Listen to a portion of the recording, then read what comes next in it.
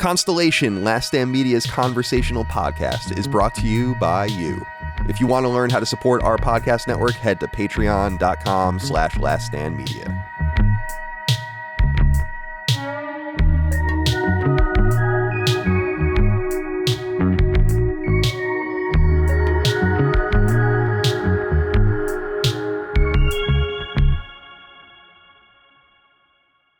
Greetings and salutations. Welcome back to Constellation, Last Stand Media's conversational podcast. My name is Colin Moriarty. I'm joined as always by my brother, Dagan Moriarty. Dagan, Muffin, welcome to the show, my friend. How are you today? The muffin thing is just, it's going to take off. It is. We're not even going to tell you guys what it means yet. Well, they know because they would have already seen it. Yeah. All right. So this will be after that episode. Right. Okay. I think so. So enough said. It's a great, it's not even that it's really accurate. It's just really funny. Thing to call someone. Yeah. What's up, Muffin? It doesn't even sound that mean, but when you find out what it meant, it was certainly mean. Remember our neighbors had a dog named Muffin? They had 3 dogs and they got a third dog named Muffin. I forgot about Muffin. Our neighbors, good friends of ours when we were kids, they had 2 dogs. They were all rescues, I think. And one was named Pee-wee. This was in the 80s and in the 90s. So Pee-wee. And then Chowder, which they named because they found him outside of the Chowder House in Bellport, which is like a restaurant. I don't think I knew that. And then they went to Puerto Rico and they found a dog and they brought him home. And his name was Muffin. And I just always was like, why? That's such an amazing, ridiculous, emasculating name. I was so flattered that they did the whole namesake thing after. Yeah, they were thinking of you. Yeah, it was very nice. Dave, welcome to the show. Good to see you. Ben Good Smith. To see you. Hello. Associate producer, welcome to the show. Nice shirt. How are you today? Oh yeah, I'm great. I've got to go to this Christmas parade tonight, and I'm not looking forward to it because it's like 20 degrees. Yeah, it's but I used to have to walk in that parade, and I don't have to anymore. So like, part of me is thankful that I just get to like sit back and watch, but part of me is like, well, if I were walking, it'd be warmer. Is the guy who is your arch rival? Is he the mayor? No, and he just lost another election as the another election for a seat on the city council as the only Republican in like a 75% red county. Wow. So, yeah. Good. Interesting. So there is no rivalry. He is won. Right. You've won and vanquished him, but also for people that don't know, this goes all the way back to Fireside Chats, which is a show probably a lot of you don't even know exists. But it's a show I used to do where I'd interview random people. That's how I met Ben, because I thought Ben reached out because he was the mayor of a small town. I was like, that's fucking perfect. That's how I met Dustin. I mean, I had met Dustin in the past. I don't remember this, of course, but you met him like at a Comic-Con or something. Right, something like that. A meet and greet of some sort. But that's kind of funny. So you are I keep talking about Little Domino, Big Domino. We're going to have a huge Little Domino, Big Domino meme in January, as everyone's going to see, which I can't wait to unravel. But your Little Domino, Big Domino is like run for mayor. Little Domino, run for mayor of Butler, Pennsylvania. Big Domino, what would it be? Big Domino, Dustin becomes executive producer of Last Stand. Yeah. It's so weird because like I love that meme. I ran for mayor. Then Dustin told me, because I listened to your shows, but Dustin was like, you should ask Colin to be on the show because he'd love that. And I was like, okay. And then I was like, okay, so I asked you about being on the show because you were asking for people to reach out to you. I was on the show. You met Dustin a couple months later. I heard I think it was on Knockback, you were looking for an editor. So I sent Dustin a message. He reached out. So like, it's been this back and forth thing between Dustin and I where we're kind of not a package deal, I wouldn't say, but one of us would not exist in your life without the other. Yeah, you're the other side of the mirror. Started it. Yeah, it's interesting. Yeah, it's very interesting. Well, welcome to the show. Good to see you today. And finally, last but not least, all the way from continental Europe comes Lockmort. How are you today, my friend? Good to see you. I'm awesome. Thank you for having me again. It's been very busy because we're trying to get everything ready for Retro Rebound for December, so we can take the last 2 weeks off. But I think it's the same for you guys. So we're recording everything in advance. So the past couple of weeks have been very busy, but we're cooling down now. So soon we can enjoy the holidays. All right. It's good to have everyone here. We just had a little hiccup because Lock was coming in kind of soft. We're hoping that we could fix that in post, but it'll be better to have it fixed now, I think. All right. Topics. Who's got the topics? Little Willy Wonka reference. Let's see. Dig, let's go to you first. You actually pitched this one, I think, a while ago, and then we did the wedding one. So I think this is one you were going to do a while ago. Yeah. So hit us with this. This is fun. And we'll begin nice and easy breezy. I resurrected this thing. Yeah. This was going to be done like a month ago, and then we did the marriage related topics. So I resurrected it for this episode. Let's put our shoes on, guys. See what I did there? Now, the topic is shoes, but it's kind of broad. So let me read you. I rarely do this, but let me read you the email I sent to the boys here. Give you a peek behind the curtain. They say you can tell a lot about a person from their shoes. What kind of footwear do you dig? Sneakers, shoes, boots, Air Jesus? Do you hate thong flip-flops as much as I do? Do you have a favorite sneaker brand? Can you make guesses about a person from what they wear on their feet? Remember the sneakers we rocked as kids? How do people walk around in high heels? Is it all fashion, or is there some function to the shoes you go with? Is it really the most important part of any outfit? Stories and anecdotes, thoughts and memories, all about things, shoes and sneaks. So that's what I wanted to talk about. And you guys could pull this in any of a bunch of different directions, I'm sure. I'll tell you what made me think of it, though. I'm always asking the kids, it's like the old man shouting at clouds. I'm always asking the kids, my son's in junior high school, my daughter's in high school. I'm like, where do you guys see like the skateboarders around school? I want to know who skates in this area. Just out of sheer curiosity, like how many of that, because it's not like when we were growing up in the 90s, at least in the United States, where everybody was skating around in the street. Every single town has a skate park in the suburbs. So that's where they all are. So unless I roll by the skate park, I never see kids skateboarding.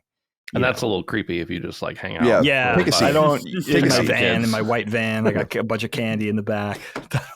So it doesn't go over well with the kids. I'm honestly just want to give the kids candy. I'm just enthusiastic about sharing my candy out of the back of the van. Jesus Christ. But so I'm always asking them, and they're like, Dad, I don't know. Like, we don't know. Like, my son doesn't skate. My daughter's not really into skateboarding. So like, they really don't know. And it's not, I realized at a certain point after asking them a bunch of times, like people, and maybe this is a good thing, I'm not sure. But when we were growing up in the 80s and 90s, you guys will remember this too. Like when you did something where you were affiliated with a certain thing, like if you were a jock or you were a cheerleader or a skateboarder or a punk kid, you kind of looked the part. Like you had the kit, and we knew the goth kids, we knew the raver kids, we knew the lacrosse kids, like everybody. You could kind of judge by what they were wearing and what they looked like, their appearance, right? But I realized it's not really like that anymore. I guess kids are like more, in a way, it's kind of good that I guess they're more multidimensional. So, and I think that's just the way fashion evolved. So, and I realized like skateboarders don't necessarily look like skateboarders anymore. They could look like anything, so they just don't know. And I just miss the days. I remember growing up when I first started skating in like junior high school, I would be able to identify the kids that skated by the way they looked, like across the supermarket. Like if I was shopping with my parents, I could go, look across the Target and see the kids that skated, whether they were wearing shoes with holes in the side, or, we did the duct tape thing for a long time, duct taped our shoes up and stuff because the grip tape would tear them apart. So there was always a kit, whether it was the big pants or there was always something that identified you as a thing. And I think it always started with the shoes. It was always like, what kind of shoes are they wearing? The girls that were into like punk and alternative music, they wore Doc Martens. Like there was always some, I kind of miss that when you could identify a person, what they were into by what they look like. And then I kind of gave up asking my kids because they honestly can't tell. And then I just started thinking like shoes, like that's the other thing. Like it's a cliche, but I definitely do go in for that old adage of you could tell a lot about a person from their shoes. I'm not a big fashion guy. I'm not a fashionista by any means, but there is something about shoes that I always responded to. I feel like I'm of that mind, and maybe it's a generational thing, but I do feel like despite whatever you're wearing, it all comes down to the shoes. Even if you have a kit that's like, if you have a fit that's really kind of really like mid, like it's not that great. If you have cool shoes on, I could appreciate that, So that's where, and you know what the other thing I realized is later on in my adult life, I always wore sneakers. Like there was always something about shoes. I remember even when Doc Martens, to go back to Doc Martens, when they got big in like the early 90s and all the alt kids were wearing Doc Martens and they were all the rage. Even like when I wasn't on the skateboard, like just chilling at night, I couldn't wear shoes. Shoes were strictly reserved for like weddings and funerals. That was it. It had to be always sneakers. And the other thing is, in my adult life, I'm a big beach guy. Colin and I grew up near the water and weren't really, I think you're the same way, Colin. I don't want to speak for you, but we weren't really big beach people. No, I kind of just took it. I mean, I always kind of reflect on it, really just taking it for granted. I think you're because you could just go to the beach every day. It's like, I don't know. Right. I don't want to it's go right to the beach. there. I'm It's fucking no tired. It's like, let's go to the beach. It's like, I don't want to go to the fucking beach. You know, I think like by the time I was like 8 or 9, I was like, Jesus Christ, how much are we going to go to the beach? I really think that has a lot to do with it. No, it absolutely does. Yeah, it's not exotic. It's not. It's an everyday thing. You could go anytime, so it's right there. But we got a pass and we can drive on the beach. It's like, I don't care. Holy shit. Anyway, go ahead. And it's the same. It's the same. Now I really love the beach, and it's really because it's a family thing, right? But I still feel the same way about flip flops. You know, the thong flip flops where you have the little bit between your toes. Mm-hmm. I never liked, but even like the more chill slide on flip flops, you know, like the Adidas flip flops or something, I can't wear them. I don't feel right. So on the beach, I just opt for like the slip on Vans, no tie Vans. That's my beach shoe. You know, if that's my sand walking shoe. So that's it. I gave you guys a few different strings to pull. Ben, let me kick it over to you, my friend. Shoes, any single direction you want to take it. How do you feel about it? And you know what? I would love to know from you guys too. Like, if you remember a sneaker brand from being a kid or being an adult that you were always kind of affiliated with, or that you kind of dug. There's one brand in particular that you went in for. That would be kind of cool. I'll be back in 10 seconds. Just keep going. Yeah, of course. Well, I just wanted to start this off by letting everyone know that your email to us is in purple text. Yes. I don't know what that says. I'm just letting everyone know. But for me, I don't really care at all about shoes. I mean, obviously, like there's the function of shoes that's important. And the primary purpose of shoes for me is that I don't want to see anyone's feet. I'm just not a feet guy. So to start off with your flip-flop, you know, thong sandal, whatever question, no. I hate the idea. I mean, I've worn them like on the beach before and stuff, but like I don't want to see my feet.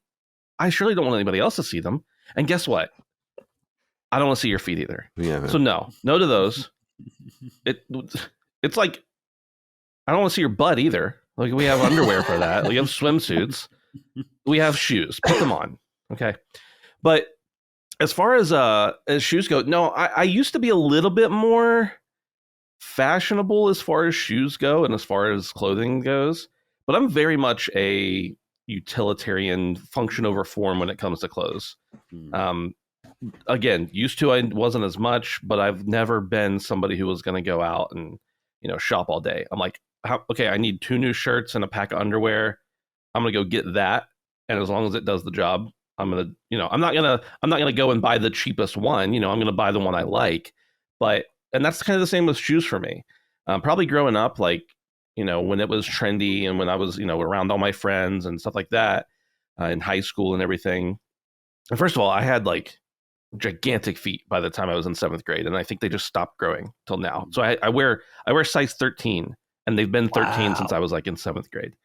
So, and part of that's because my feet are a little bit wide, not like 5E wide or whatever it is, but I used to. You have a big dick. We get it. Wait, hold on. Let me. It's wide, okay. I didn't say it was long. Is that true? Is that old adage true? I mean, I've only got my experience to draw from. Yeah, I know. So I can't comment on the whole universe.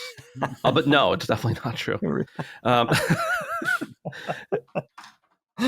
So yeah, I was into, you know, tennis shoes, of course. I wanted to wear like Etnies and the BAM connection shoes just because that was what was trendy and everything. I went through a Converse phase right at the very beginning of them coming back and owned like every pair of them. And then they got to be, this sounds even cheap now, but at the time it was like a pair of Converse was like $15, $20. And then they got to be $50. And I was like, why?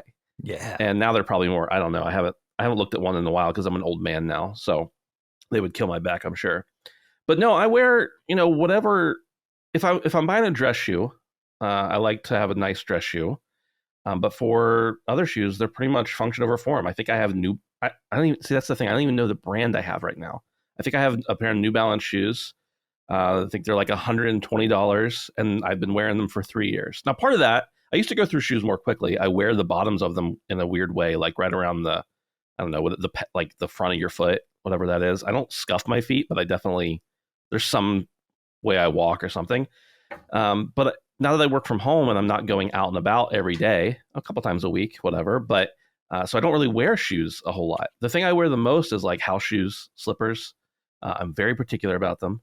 And the last time I had a pair wear out, it was about 3 years ago. And my wife tried to buy me like several pairs since then. It's like, I don't like these. Take these back. Send them back to Amazon, whatever. Finally, I was looking for something the other day, and I just happened to walk across this like giant section at Ross. Or no, it was one of those discount stores. I don't know, whatever they were, the discount retailers. And found a pair of house shoes, and now I'm wearing them and I love them. So those I'm very particular about. But as far, I literally right now, I probably own more than this, but that I've worn in the last 3 years, I have 2 pair of shoes. They are my like everyday New Balance, nicer shoes, not nicer looking, but nicer performing. And then I have a pair of dress shoes that I literally just bought for Colin's wedding. And that's what I got. And other than that, I'm pretty boring when it comes to shoes, unfortunately. So yeah, it's definitely, my main rule is, does the shoe feel comfortable? Is it not ugly? I will not wear white shoes. I hate white shoes. Not just because you get them dirty, but because I hate them. White sneakers. White sneakers. Well, any white shoes. Yeah, well, Any white kind of shoes. white I mean, what are you footwear. gonna do? Like, Yeah. White shoes I got like some Fred like Astaire or something? if I have heels taken. No, I don't have any heels that are white. I think I wore white shoes for my communion in 1981. Yeah. oh, nice. Pretty sure they Slick. were white. I had the whole white Yeah. outfit, like John Travolta. And then you wouldn't put out your white figure skates, you little Mary. But no, shoes for me are pretty, I don't care about them. And so I guess going back to your adage, Dagan, you can tell about a person from their shoes. I think what you would get from me is he just doesn't care. Oh, see? He doesn't care. But it would be something still. You would still get something, I'm sure. You still get something, Yeah. a little nugget. But Yeah. I like kind of the low stress, low key nature of not giving a shit about you. Because I definitely went in, Colin will remember, like probably, I don't know, the better part of 20 years ago. I was collecting shoes for a while. Like I would buy the shoes and wear them once type of thing. It wasn't, my son's into Jordans. It was Nike Dunks, like Nike SBs, skateboarding Dunks, like the ones you could only get at skate shops. And when I remember when I had kids, I was like, I gotta stop. I can't keep spending $300 a pair on sneakers that you're gonna wear one time. But you know what the thing is? I was an adult doing that. My son is really into sneakers, and he loves. This is one of the reasons I was thinking about this. He loves Jordans, and he'll ask for. It's an expensive habit, man. And every birthday and every Christmas is taken up. Like, I'm gonna ask Grandpa for a pair of Jordans. But then he literally wears them once or twice and keeps them on his shelf. Yeah. I'm like, Raiden, you're too young to collect sneakers. You're still growing. Because by the time he goes back to them, he's already a foot size up. Yeah. I'm like, when I collected sneakers, I was in my 20s, bud. Like, you can't collect sneakers at 13. Like, this isn't working. And he refuses to sell them. I'm like, Graydon, go on StockX and sell these because you'll get a return on your investment, at least 50%, and then put them into the next pair. So he has like, when you have like baby shoes, he has like baby Nikes on his shelf that, from 4 or 5 years ago, and they just keep evolving. And I'm like, dude, you can't, it's too early to collect shoes. But he's interesting because I didn't turn him on to that. Yeah. He likes basketball.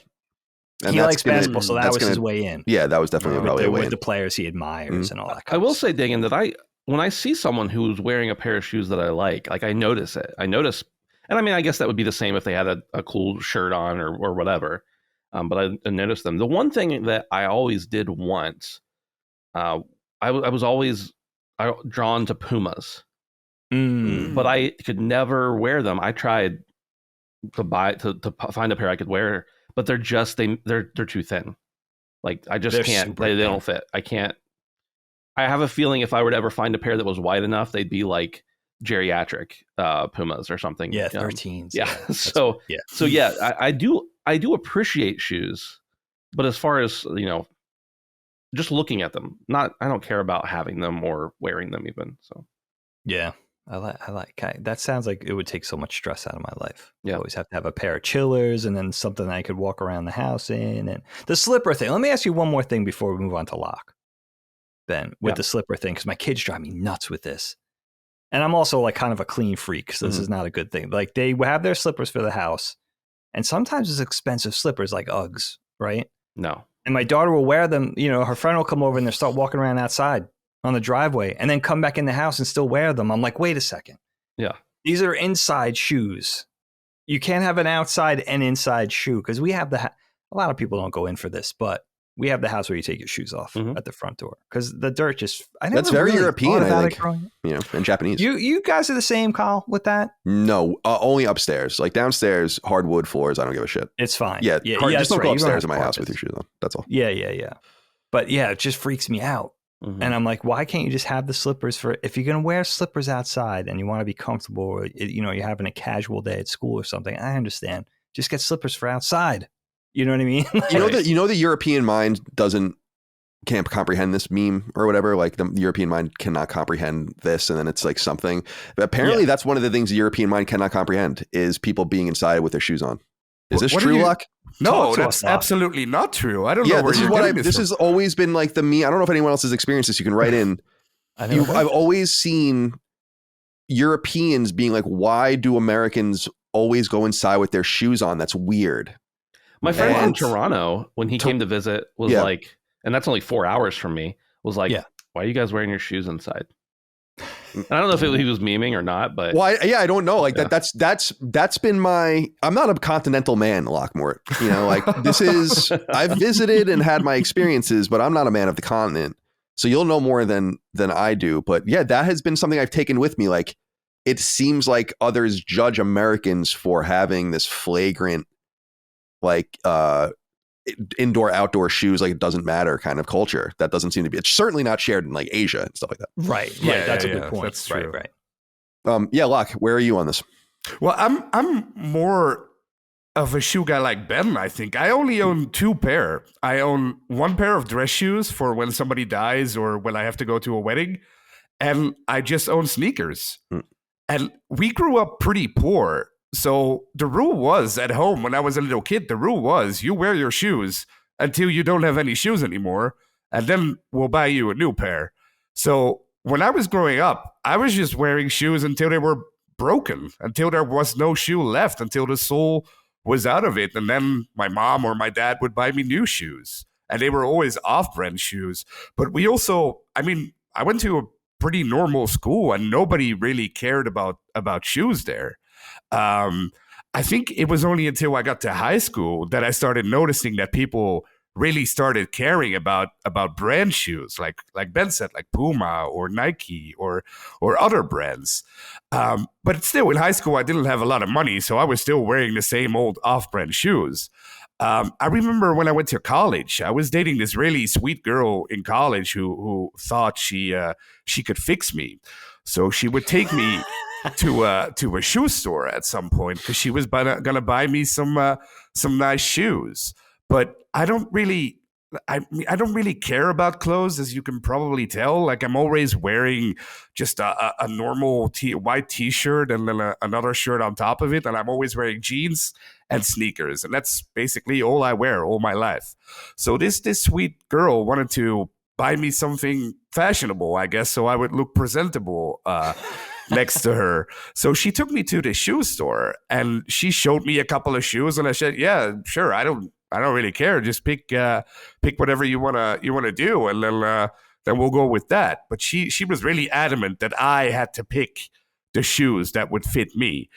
But I kept telling her, like, "Look, I don't really care. I don't know anything about shoes. You're the expert. So just just show me. And then she showed me a couple of pairs, and I guess they were fine. But then she told me, like, oh, you got to try them on. I was like, no, I'm not going to do that. We're in the middle of a store. I'm not going to try on shoes. That's stupid.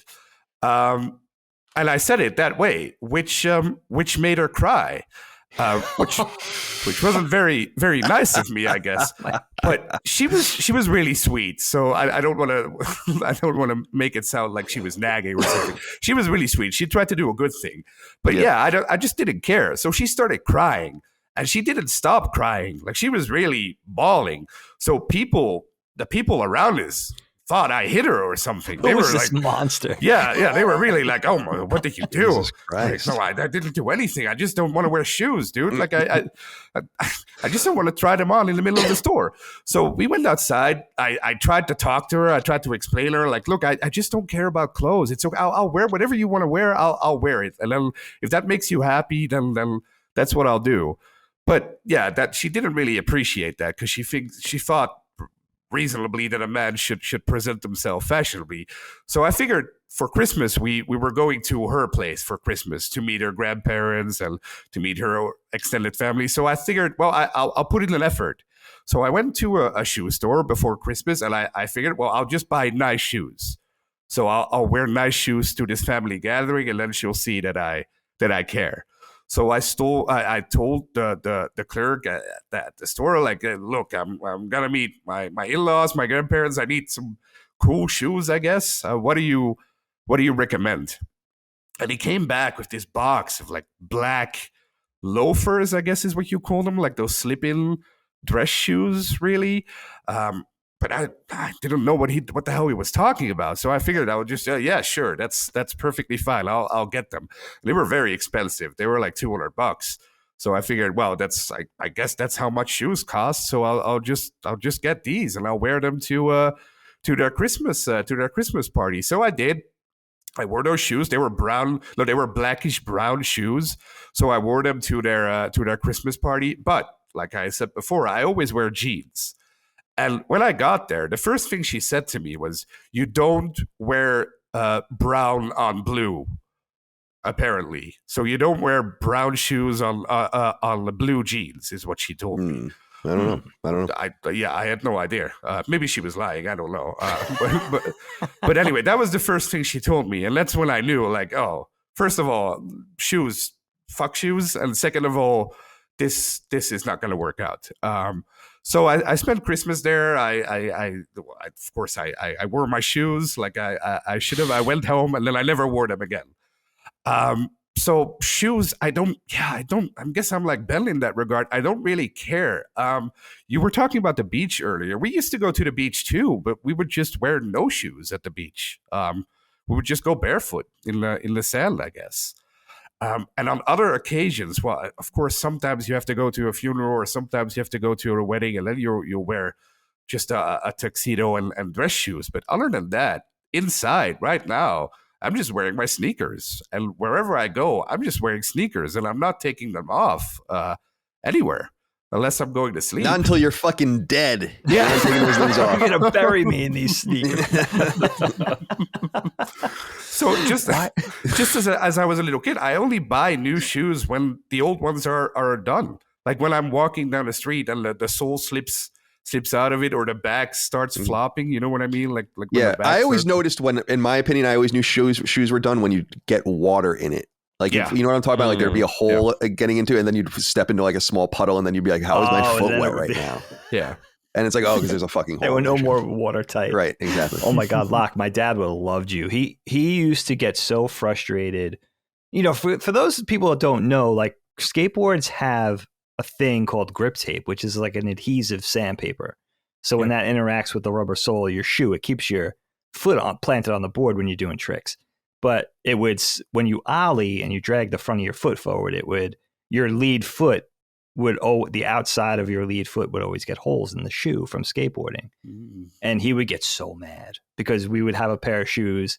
It would start to get holes like within a day or two if I was skating all day, or like in a weekend. And he had this whole campaign of, you need to skate in work boots.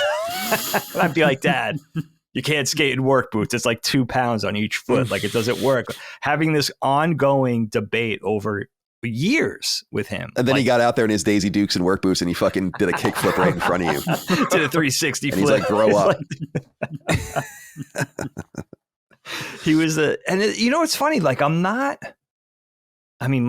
talk about, I love the story about your ex-girlfriend, Locke, this girl you saw, because she was so passionate about shoes. But I think that's a typical thing. Like girls typically are more plugged in or tuned into fashion, right? And I'm not really like a metrosexual dude in any other way except shoes. There's something about, again, like it just comes down to the sentiment of you could be wearing any old rags, but if you're wearing cool shoes, I think that's enough. Like I almost think like if you know enough to rock the nice shoes, they don't have to be expensive shoes, but just kind of a shoe that just works for whatever contemporary time you're talking about. I do think of you as fashionable though, Dagan, and maybe that comes down to your shoes. But when I not like I'm sitting around like, man, Dagan's so fashionable. But when I think of when I see you, I'm like, that's a good looking outfit. Maybe it's just because you're a good looking dude. I don't know, but yeah, I think of you as fashionable, and maybe that does come down to the shoes. Like there's an interesting piece that ties things together that I don't care about, but I don't care about for personally. But I can acknowledge seeing it on somebody else. Yeah. I appreciate that sentiment. Yeah, I mean, and it's comes down to Helene. You know what I mean? That's the curator. That's the one that keeps you. I mean, I know from my experience, we probably us married guys would probably look a lot different if they didn't kind of hold our feet to the fire. No pun. Right. So, Kyle, what do you think, my friend? I guess I don't know. There's multiple ways to talk about this because I've gotten into a mode, probably my really the duration of my 30s, almost the duration of my 30s. I'm 39 now, where I've kind of progressively gotten into goblin mode, where I truly have stopped caring in a lot of different ways, like about not like cleanliness and order and stuff like that, but just presentation. I'm still a neat person and a clean person. I would live in the shower if I could. And I've said that often. So it's not like there's a connotation with that, I think, where it's like, yeah, I'm not full goblin mode, I guess, because I think a lot of that has to do with that too, like the hedonistic sort of whatever. But as far as presentation is concerned, I just do not give a shit. And in fact, as my wife knows, I like presenting like I am just some schlub. Like I love it. It's fun to me. We talked recently about I went to the bank to open a new account with her, and I literally just looked as sloppy as possible. I thought it was hysterical. And it's very like a Larry David sort of thing. I think I'm trying to invoke in some way, but I'm also just very comfortable. We were just at Thanksgiving and I walk in and Mike is dressed in she's always beautiful, but she's got like dressed up for Thanksgiving. And most of the people there are, and I just walk in like my Islander sweatshirt and like sweatpants. And Dana's like, thanks for dressing up. Like when like we came through, and I'm like, but this is just how it is now, and I'm really invoking, and it's not an insult, I'm invoking Uncle Mike. This is Uncle Mike, like to a T, like wearing the sweatpants, wearing the comfortable sneakers, not giving a fuck, the retired man mentality. He's fully retired. He lives it. And I dig that. So I guess working backwards, this is what I went and got. I cared about shoes when I was younger, and we'll get into those. But I for my wedding, and I was saying this, like I don't like nice clothes either, Locke, like you were saying. I don't really care. I wear graphic t-shirts that are mostly custom made and Mack Weldon sweatpants. And that's basically it. And then I wear my shell toes, which we'll get into, of course. But for my wedding, I was like, you know what? I've never owned a nice piece of clothing ever, like a really nice piece of clothing. I've owned $150 pair of jeans or something like that, but not anything designer or really very nice, like American Eagle, nothing above that. Like, that's the kind of place where I'd be like, that was a nice shirt if I got that from like, Aeropostale or something. So I was like, I'm going to get custom made everything. And that's what I did. My suit was custom made. My belt was custom made, everything. And I got custom made shoes, these as well. And what's funny about them is that they're awesome. They're really nice. And they're blue on the inside. I don't know if that comes through, which is cool. Blue leather. Is that there's something about getting your foot measured and then someone making a shoe for you that fits perfectly. That was really cool. And this is like the most comfortable shoe ever. But it's also like, I don't ever need to do that again either. It was a cool experience. And I'm glad I did that for myself, like treated myself finally after many years of just, I'll go to the just get an off the rack suit, or I'll just get like a normal person. I'm like, well, for my wedding, I'll do something a little special. And so that was a cool experience. Are they still dripping wet from you sweating like a pig? Oh my God, dude, I was so hot. That was the least of that was. I was just talking on the last episode. It would have gone live already, although we just did it yesterday because we're recording everything on top of each other. I was saying, like, I'm kind of eager to get off my meds because they are just fucking with my. What would you even say that is? Your regulating your temperature. Yeah, like regulate, like it's just in many different ways. Like I gotta reattach with normalcy. So yeah, I was dying, dude, dying. But what was funny was only in certain situations, and that was one of them where the sun was just beating down on me. Oh, I can't relive it. It's too hot. It was hot. It was too hot. That was what was so frustrating again, was because I was like, oh, October 28th. We were like a year and a half out. I'm like, oh, we're fucking golden. It's down here in Virginia. It's going to be beautiful.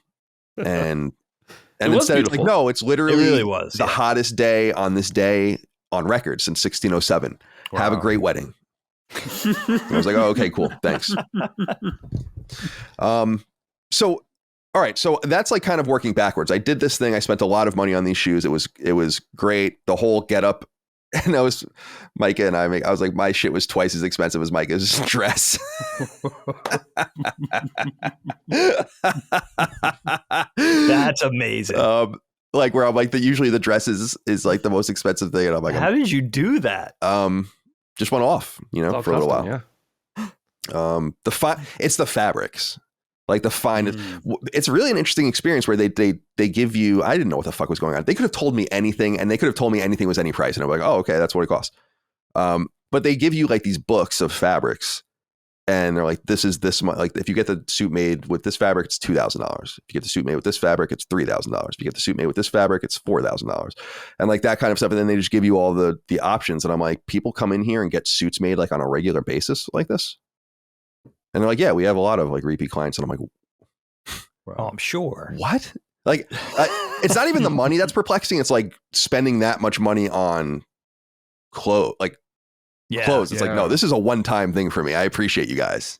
Like, so yeah, that it's all about the fabric. And that was it. And I guess I just chose like thinking about being hot. I'm like, the most breathable fabric. I need the most breathable fabric. And I'm like, oh, that happens to be fucking this. I'm like, oh God.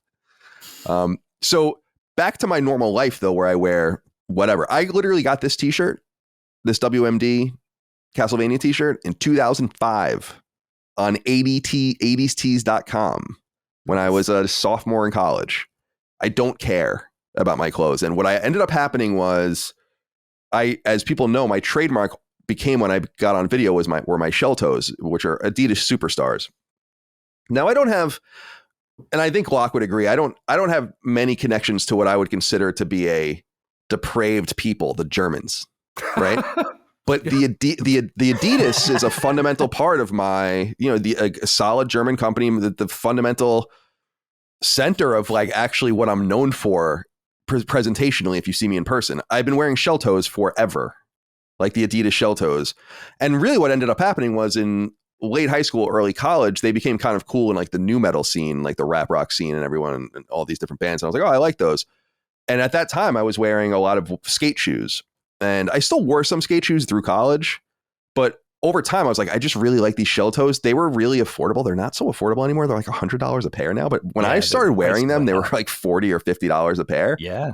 And we're to the point where I'd buy many at one time. And I've probably exaggerated the number over time, but I would literally think that the number of identical, Adidas black Superstar shell toes is somewhere in the region of 50 pairs, probably. And probably more than that.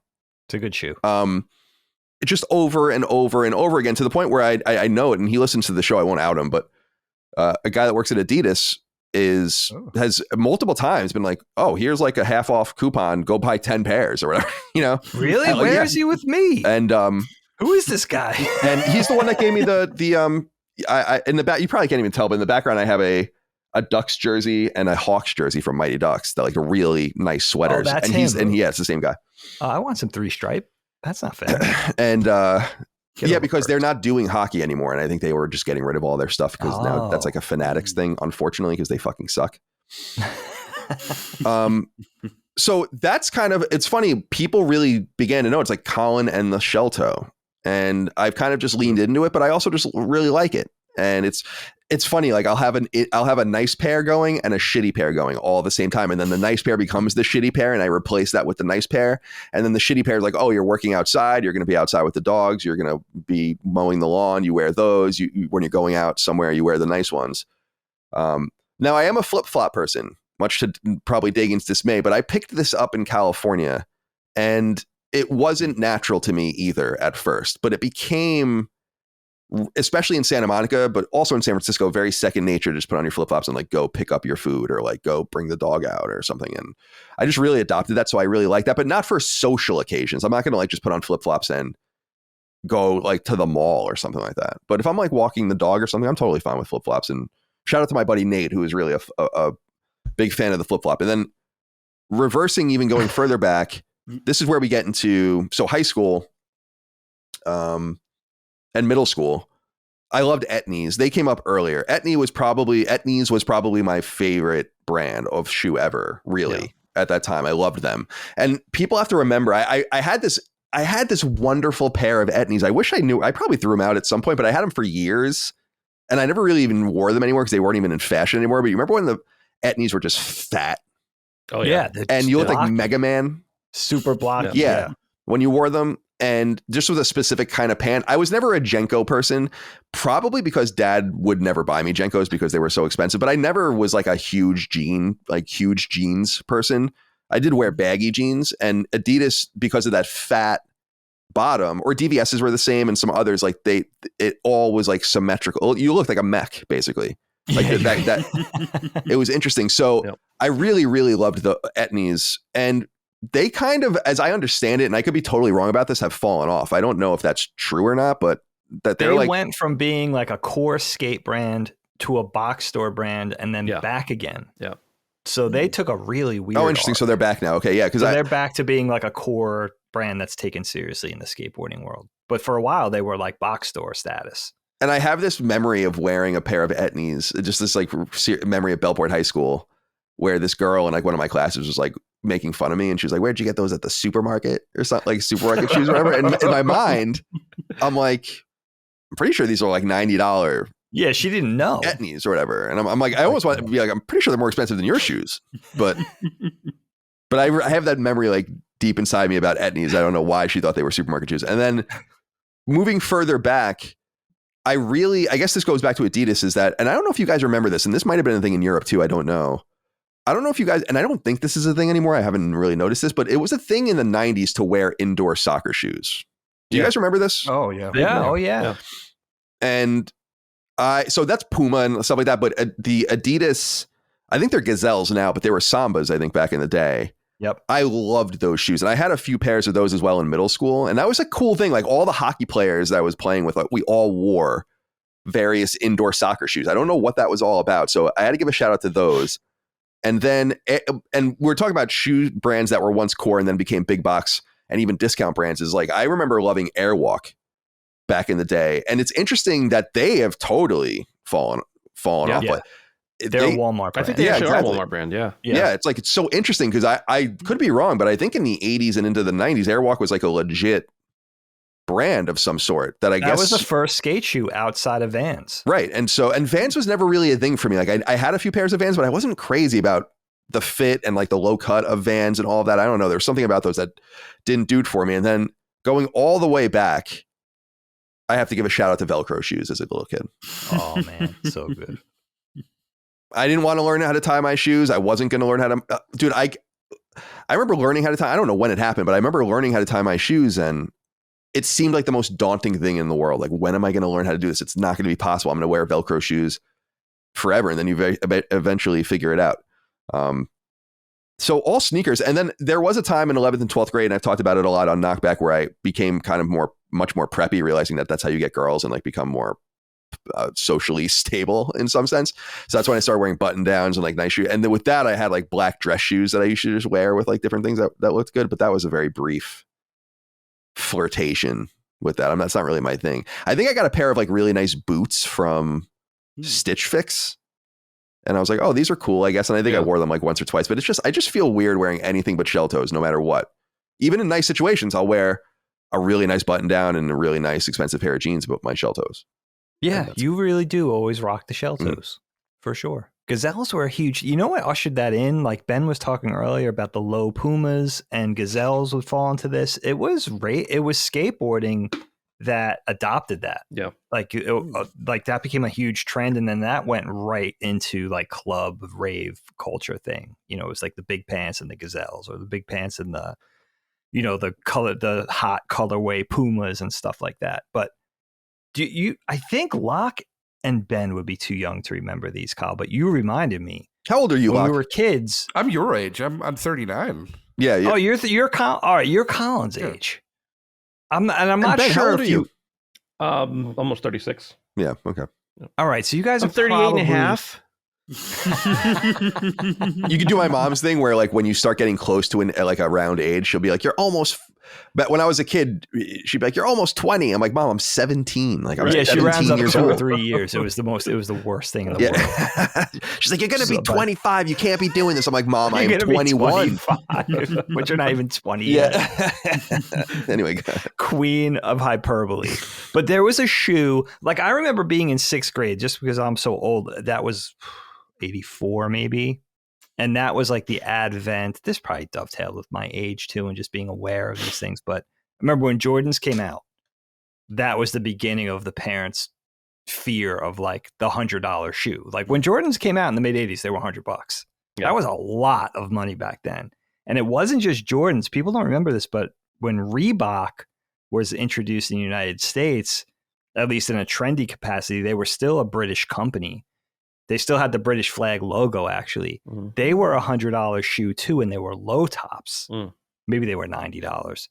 But before that, when we were kids, it was all about the gimmick. We had a shoe it was just a cheap shoe, like a Stride Right shoe called Kangaroos. Do you guys remember these? They were a Velcro shoe, but the whole gimmick was they had a pouch on the shoe somewhere for your lunch money. I feel like I may have seen those on VH1 or something back in the day, but I don't remember them. They came back. Yeah. I remember they did come back, let's say, because now I'm talking 80s. They came back maybe in the early aughts.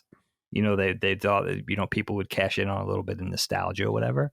But Kangaroos was like the Velcro shoe. That was the last like shoe that you were supposed to have that didn't cost. It wasn't a status symbol. They were just neat because they had a hidden pouch in there for your lunch money or ice cream money or something like that. But I totally, now I kind of feel bad for kids because it's a brand, you know, I guess it's a brand name game with shoes still, but that started so long ago. I mean, I was still in grade school when that was a thing, you know. It's funny too, Kyle, you talk about like the tailored suit and having to dress up, and it makes me laugh actually for us, especially for what we do for a living, especially you, Kyle, right? Like you're a podcaster, you only see yourself. Anybody's always seeing you from the waist up. So I don't want to intimidate anyone by them seeing me from the waist down. You're bust, right? So, but I also I mean, even before we were working from home, I come from an animation culture, which was like the only office environment where it was actually frowned upon to dress up. Like I remember early on, like as a young animator, going for a couple of interviews in a suit, like a shirt and tie, and being like laughed out of the building. Like, you got the job, but don't ever wear that here again. Like I was told that several times. That happened like, actually. When I started at IGN full time, it was July 16th, 2007. It was the same day Ryan Clements, who became a well-known editor, started there. Who works in he wrote one of the Life is Strange games on that, I think. Yeah, at Deck 9 or whatever, and then that's what he most recently did. And then I started with a guy named Ryan Geddes. He's in Europe now, I think, but he worked at on EVE Online for a really long time. Anyway, we all started at the same time, and so we all arrived. And me and Ryan Geddes arrived like in just your normal IGN gear. I especially knew this because I was an intern there, so I was like, "This is the way you dress here." Oh, you knew before? Yeah, I was like, it's like you wear jeans and a t-shirt. You don't do that here. It took me a while to learn that. Wore a straight up suit. There was something about, I remember Dad or somebody coaching me like for the job interview thing early on, you know, in my career right out of college. I didn't know anything. And they, you know, that whole philosophy of you're presenting yourself at your very best. So it's only ever going to get much less realistic from that point. So that's what you do. But Dad didn't know about working in the animation field or in entertainment, right? So it was like I had to learn that from the guys, like my mentors.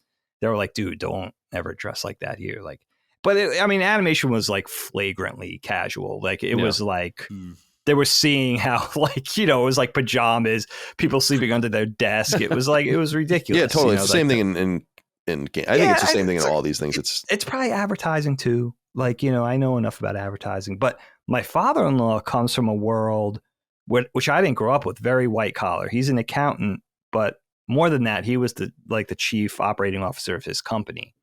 So he comes from a world where it was like the closet full of tailored suits and stuff, because that was what was expected. It was the same thing with him. He'd be like, I'm going to play golf, like in a huff every weekend. I'm like, Dad, why, why you don't like it? Why are you going? He's like, that's where we do business. It's expected. We do business on the golf course. Yeah. That's the culture. Yeah. He didn't want to really dress that way. He didn't want to be shit. I've never seen him with stubble. I was just saying that to him at Thanksgiving. I'm like, Dad, I have never seen you. Known you for 30 years. I've never seen you with facial hair. He's like, that's just like, I'm used to shaving. I couldn't go in with a 5 o'clock shadow. It would be frowned upon. I was like one of the heads of the company. Even on the golf course, you had to be well shaven and you had to have your uniform. And he would buy new clubs every 5 years. And he'd be like, this is a fucking waste of money, like type of thing. But it was what was expected of him. Yeah. So we really dodged a bullet. Oh my God, I know. Can you imagine having to do that? I could barely do this. No, I couldn't imagine.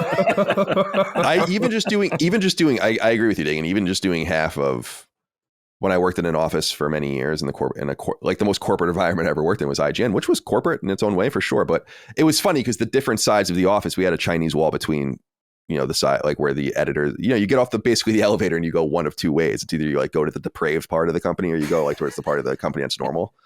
And if you go to the normal side of the building, everyone's dressed nice. And, the CEO's in a suit and like all that kind of stuff, but they never ever told us to do any of that kind of stuff. Like it was like the sloppier, the better. And in fact, when I realized that I could rise above by just wearing people might notice by the time I was in my mid-20s, and you probably noticed this to the end, I was at my end of time at IGN, I actually started dressing nicely. It's probably where I was one of the nicer dressers there.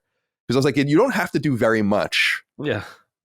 To rise above. Yeah, to rise a little bit above here, because it's like the old joke was your free video game shirts. That's what you would wear. It's like you'd get just so much swag, dude. When you go into the mailroom at IGN, especially when you became well known and people started sending you things from different companies, you got so much shit, and you basically just wore it. When you had no money and you were poor and you lived in the office anyway. I love that. I love that. And you were in the part of the building like the animation bullpen where tours were never brought to that side of the building. They were always brought through the corporate side of the building. I mean, if you went into my areas of certain studios I worked at, it would be bad. Like people listening to inappropriate music and people like wearing inappropriate T-shirts and literally sleeping, under their desks and stuff like that overnight, especially in crunch times and, in when deadlines were smart companies know what time it is. Yeah. They know. I told you Fox knew with me, like when they hired me, because Fox owned IGN when I worked there, they told me explicitly, like, we would never drug test you. Are you kidding me? Mm-hmm. Yeah, that's another thing. And they knew. And Rupert Murdoch, I saw him with my own 2 eyes, and he was in our office once. Oh, I didn't know that. And he walked through the editorial staff, and it's like no one really thought twice about it. We had like inappropriate fucking posters and signs and all sorts of. I had a huge sign on my desk that said "honk if I'm paying your mortgage" with the Obama logo on it or whatever, and all sorts of shit like that. And it was just so stupid and silly. And I don't think he blinked, because I think guys like that, he's like, he knows what time it is, he knows what happens, how the shit's made, and people like him are the ones that. As long as you're still pumping out money. Mm-hmm. Exactly. Yeah. Well, there's a guy, which we assuredly weren't. I'll tell you that much. There's a guy working. There's somebody working at IGN right now, Travis, who made it his brand to always wear a tie. Yeah, I like him. Yeah, he's awesome. Yeah, he does. He always wears it. Yeah, he's tie guy Travis, I think he is on Twitter. Yeah, I did a podcast with him. I don't remember what one it was, but he was really nice. I'd like to have him on the show, because I think he might have been. This is kind of the sad thing about how big IGN became for a while, I guess, is that I think he might have been there for a minute when I was there, and I do not remember him. Yeah. Oh, wow. And that's weird. And it's not meant to be a dickheaded thing. It's just like I think there was like a little bit of crossover there. I'm like, I do not know you from a hole in the wall, but I know you've worked there a long time now. And I just thought we never intersected, but I think we did a little bit. Dig, are you satiated? Yeah. Thank you guys. That was good. Oh, good. I'm glad to hear that. All right. Let's see. Let's go. Locke, let's go to you. Hear from Sure. our European friend. I'm really underlining that today, aren't I? I don't know. There's Yes, something. thank you. There's just something about. You've probably noticed that you've listened to me and we've been friends for a long time now. Is that there's something about Europe I take umbrage with. You know, I don't know what it is, but I don't know what it is. I can't put my finger on it. Well, we'll see how we'll repay you when you ever get here. Yeah. We'll see what happens. Assassination, probably. Yes. Well, what's on your mind today, my friend? Well, a couple of years ago, I think 4 or 5 years ago, suddenly I woke up in the middle of the night at like 1 a.m. and I had this really soaring pain on the right side of my body, which I never had before. So, of course, I did what everybody does when something like that happens, and I Googled it. And Google told me that I was having appendicitis. So I was completely in panic because, of course, Google also told me that if that explodes, you're in big trouble. So I figured, well, what am I going to do? I've never been to a hospital before. I live pretty close by to a hospital. It's one of the top 50 hospitals in the world, actually, the one in my city. And I lived so close by that I could just walk there. So that's what I did. I walked to the ER department. I filled in all the paperwork. A doctor came to examine me, and I told him, like, oh, I think I'm having appendicitis. And he laughed and he looked at me and he said, no, don't worry, you're not having appendicitis. I was like, okay, well, that's a good thing. And he asked me, do you smoke? I said, yeah, I smoke a lot. He said, well, you should stop smoking. I said, oh, okay, I guess I'll stop smoking, but what's wrong with me? He said, probably nothing. You probably just have indigestion or something. Like, you can go home. There's nothing wrong with you. I was like, okay, oh, well, good. Well, I'm not going to quit smoking, but thank you. And that was all free. And that was all free. Well, we'll get to that later, maybe. Oh, okay. So I went back home. Nothing. The pain was gone. He gave me a couple of pain meds. The pain was gone. But then a week later, the exact same thing happened. So I woke up at 1 a.m., soaring pain on my right side. I figured, well, the doctor told me it's not appendicitis, so I guess I'll just go for a walk and then walk it off. It'll probably just be fine, and I probably ate something wrong, and we'll see. So I went for a walk, but then I realized that I couldn't walk anymore because it was hurting so bad, and I was getting a fever. So I did the reasonable thing, and I walked back to the hospital. So I went back to the ER. I filled in all the paperwork. I got back to the doctor, and the doctor told me, well, okay, well, then we're just going to operate. I was like, what are you going to operate? What are you going to do? And then he laughed because he made a funny joke. So I was a bit uncomfortable, but I said, okay, well, funny, but can you please tell me what's going on right now? So he did what they do to pregnant women, I guess, and he smeared some gel on the right side of my body, and we took a scan. Like, he pulled up the monitor so I could see what was going on. And on the monitor, I saw this weird little bag thing, and out of this bag, like, little green dots started jumping. I was like, wow, I don't think that's good. And the doctor told me, no, that's not good at all. We actually are gonna have to operate right now. Like, what? What's going on? What's happening? And he said, well, yeah, your gallbladder is so infected that we're gonna have to remove it right now. We should have actually probably done that 2 weeks ago when you were here the first time. Europe, man. Well, why didn't you then do that 2 weeks ago? But okay, so they prepped me for surgery. I've never been in a hospital before. This is my very first time. Of course, I've been in the hospital visiting people, but I've never been there for myself. So they put me on a table, they put a mask on my face, and they told me, count down from 10, and when you wake up, hopefully you will wake up, but then you'll be clear.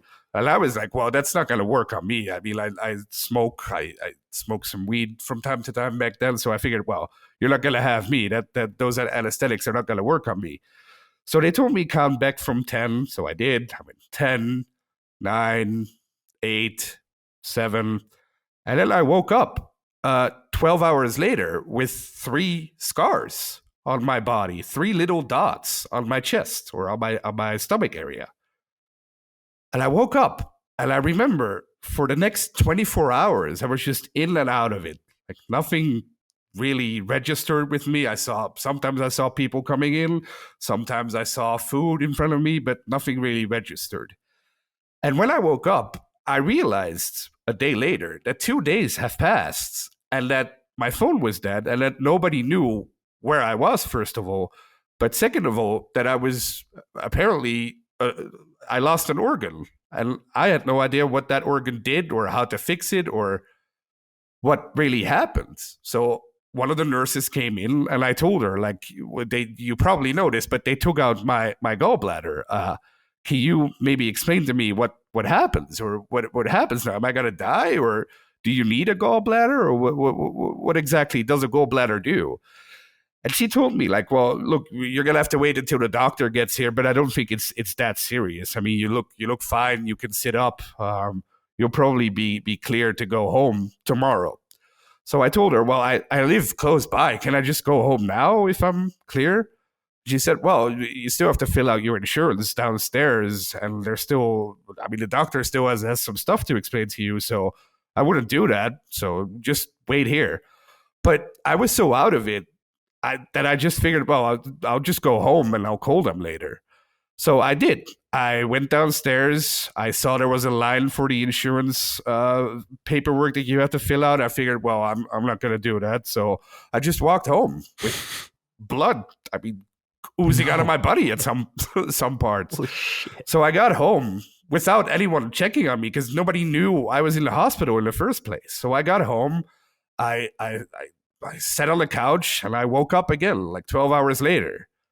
I was of course very confused, what the hell is going on? So once again, I turned to Google and I Googled, what does a gallbladder do? And apparently a gallbladder breaks down, like a gallbladder produces bile that breaks down fatty foods, but you don't really need it because if you don't have a gallbladder anymore, your liver can take care of that. So a gallbladder is like a cool little extra organ that your body has, but it doesn't really, I mean, you can live without it perfectly fine. So that's what I did. Like that, I looked up, what can I eat? Is there something I can't eat without a gallbladder? And Google told me, well, fatty foods like fries or like pasta even, or anything that's really fat, that you best avoid that. But I was still in my early 30s back then, so I figured, well, I'm not going to do that. I'm just going to eat whatever I want, and we'll see what happens. But ever since then, I've noticed, like I had it last night. Last night I had spaghetti. And what happens when I have spaghetti, or what happens when I have fries, is I wake up in the middle of the night and I just have immense heartburn. Because that's apparently what a gallbladder does. Like it stops you from having heartburn. Yeah, I guess because it's going into your, like the esophageal area or whatever. Yeah, exactly. So basically that's what a gallbladder does. But to come back to I never even really knew that. I never knew what a gallbladder did. Never thought about it. Never cared. Yeah, me neither. Until he didn't even know he had one until they took it out. Yeah, I don't think I probably would have even thought of it either. But so the hospital, I of course I called the hospital a week later and I told them, like, look, I went home. I wasn't really thinking about it, but you still have to bill me, I guess. So that'll be fun.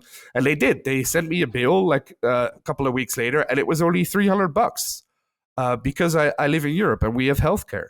So I didn't have to pay all that much, which was really fun. But that was one of the weirdest medical and one of the only medical issues I've ever had. And I'm still suffering the consequences today, I guess, because I can't eat fries anymore.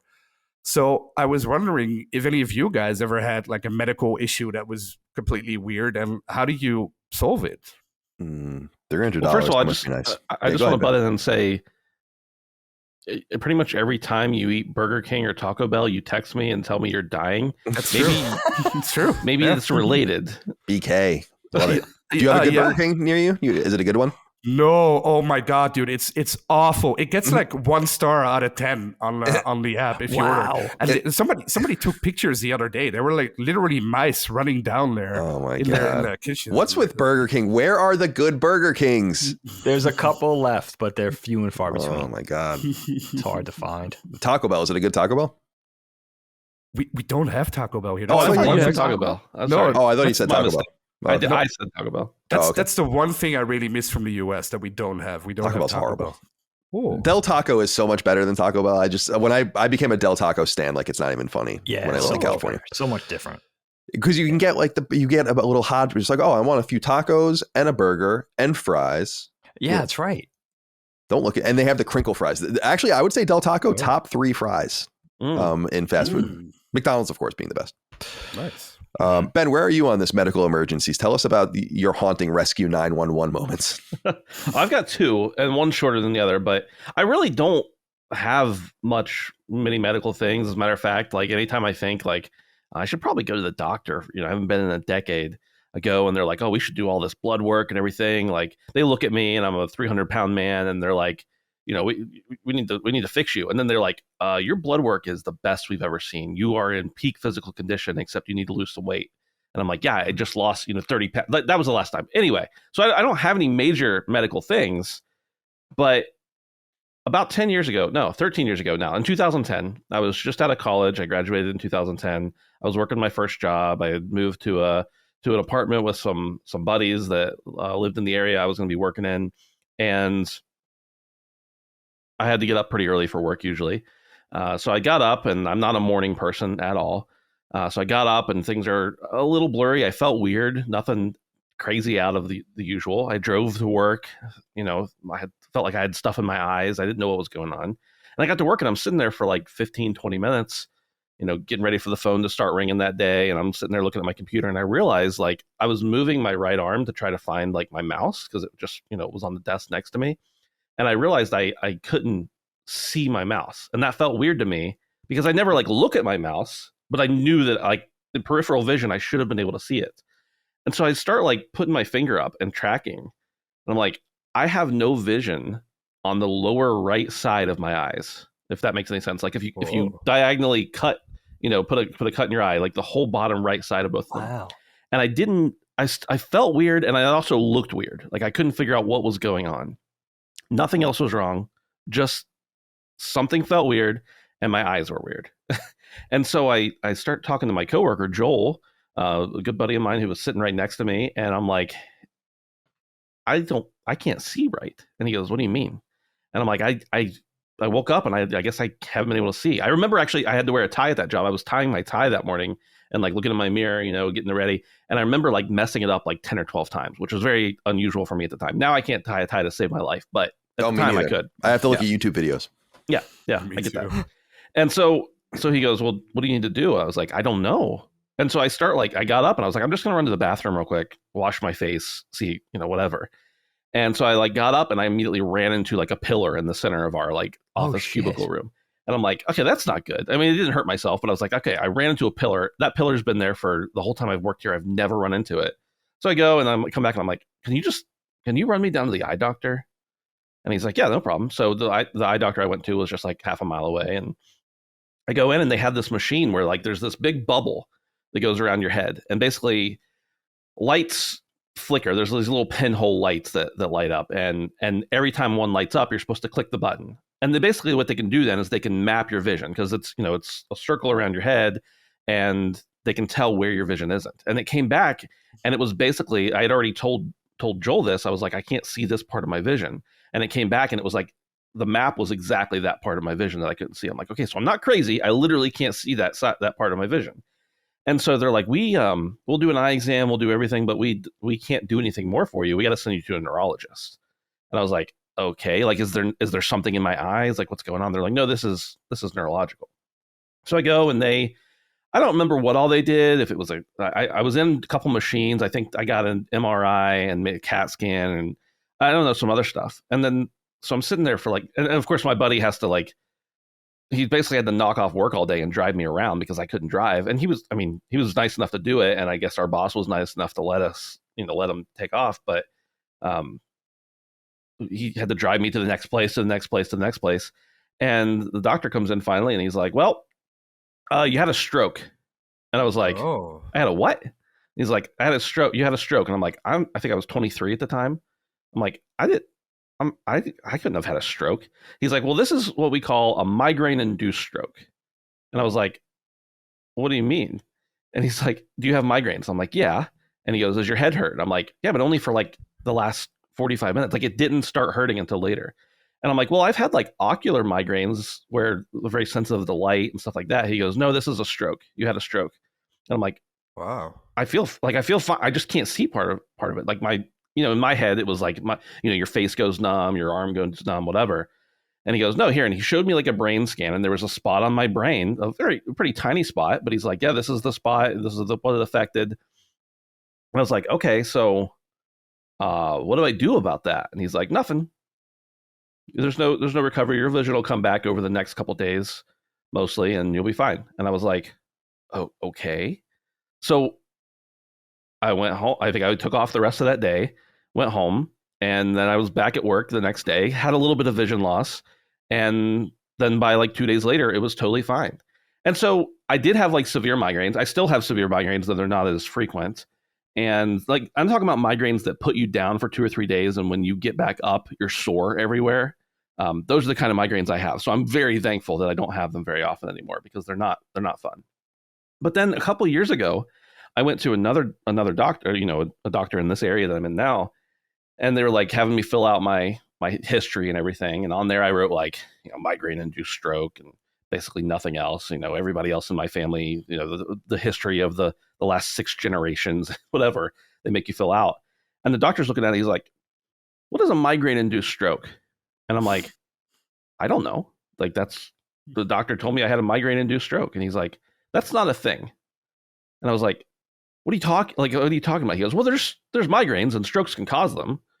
And I was like, well, wouldn't that be a migraine-induced stroke? He's like, yeah, but nobody writes that as a diagnosis. I'm like, all I'm telling you is that this guy I paid a bunch of money to stick me in a machine with a bunch of magnets said I had a migraine-induced stroke. And he goes, well, what was that like? And I'm like, I couldn't see. And he goes, that sounds like a migraine. I'm like, I don't know.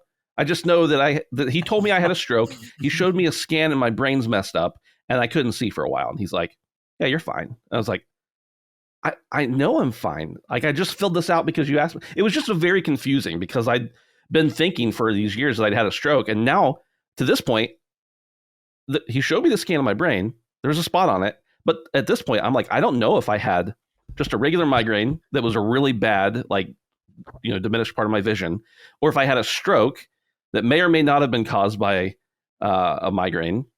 And all I know is that my brain's messed up somehow.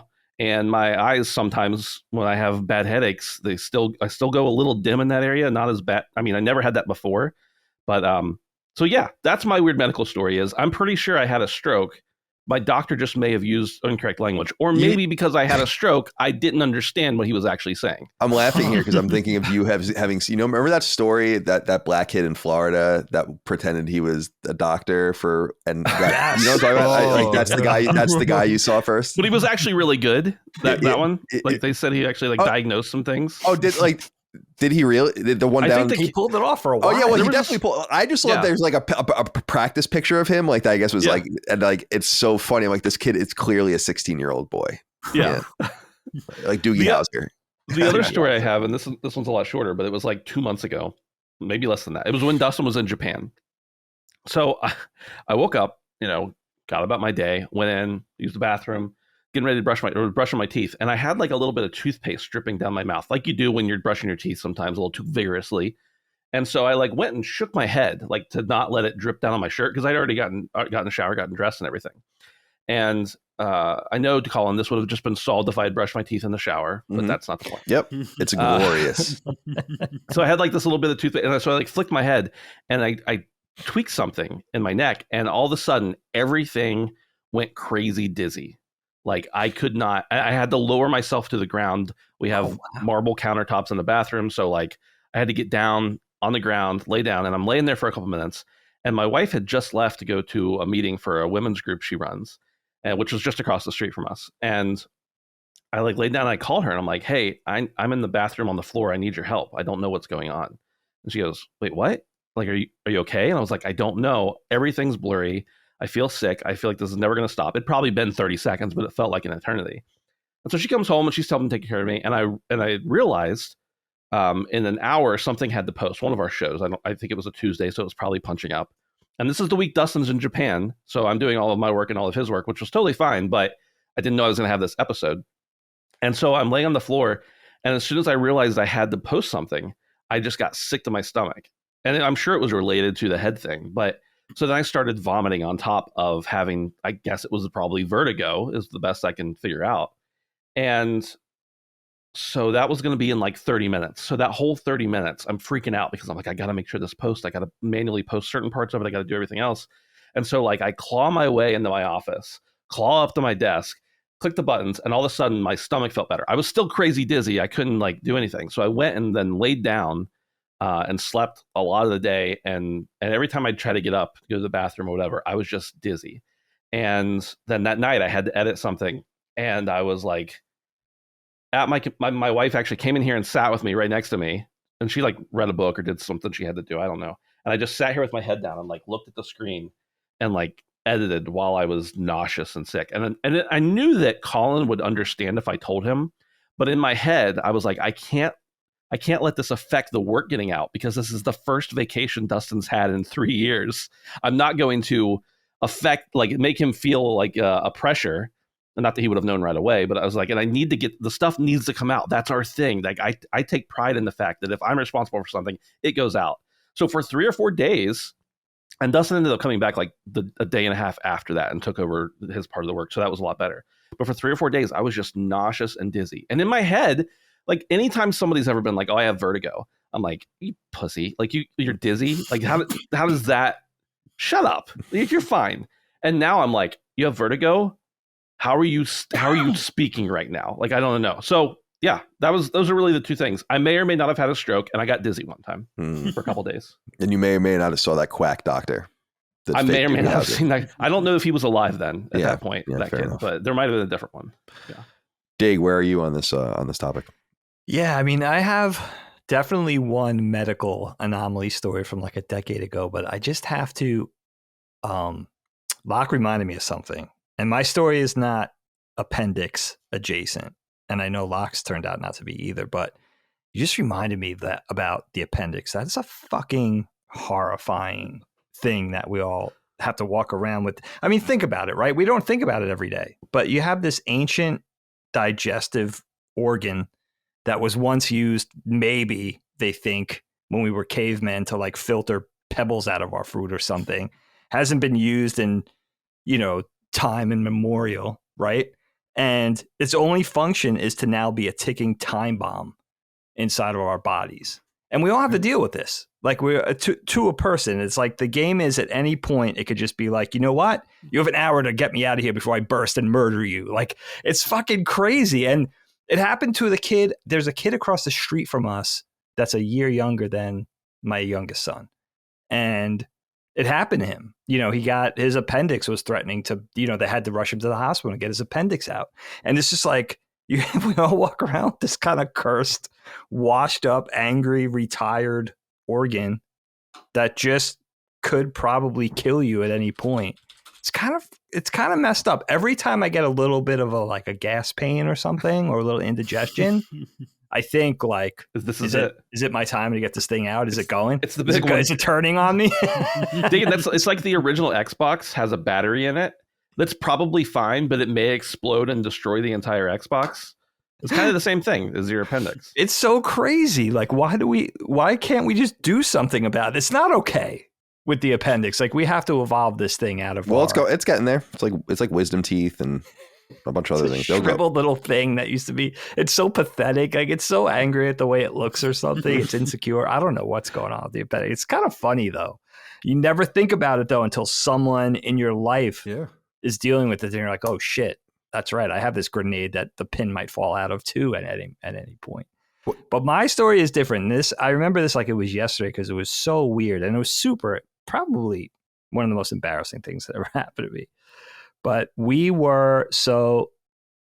my family were heading down south with my Virginia family. Colin, you must have been in San Francisco at this time if it was like 11 years ago. Yeah, that's right. So Colin wasn't involved with this, but everybody else. So the plan was we were going to convene down in Richmond, and then we were all going to go down and spend a week in North Carolina at the Outer Banks. So me and my family, my sister Dana and her family, our sister Allie, and then my mom and our stepdad Larry, we're all just going to hang out at this one big house on the beach down there. But first we were going to kind of meet up in Virginia and just head down in a caravan to NC.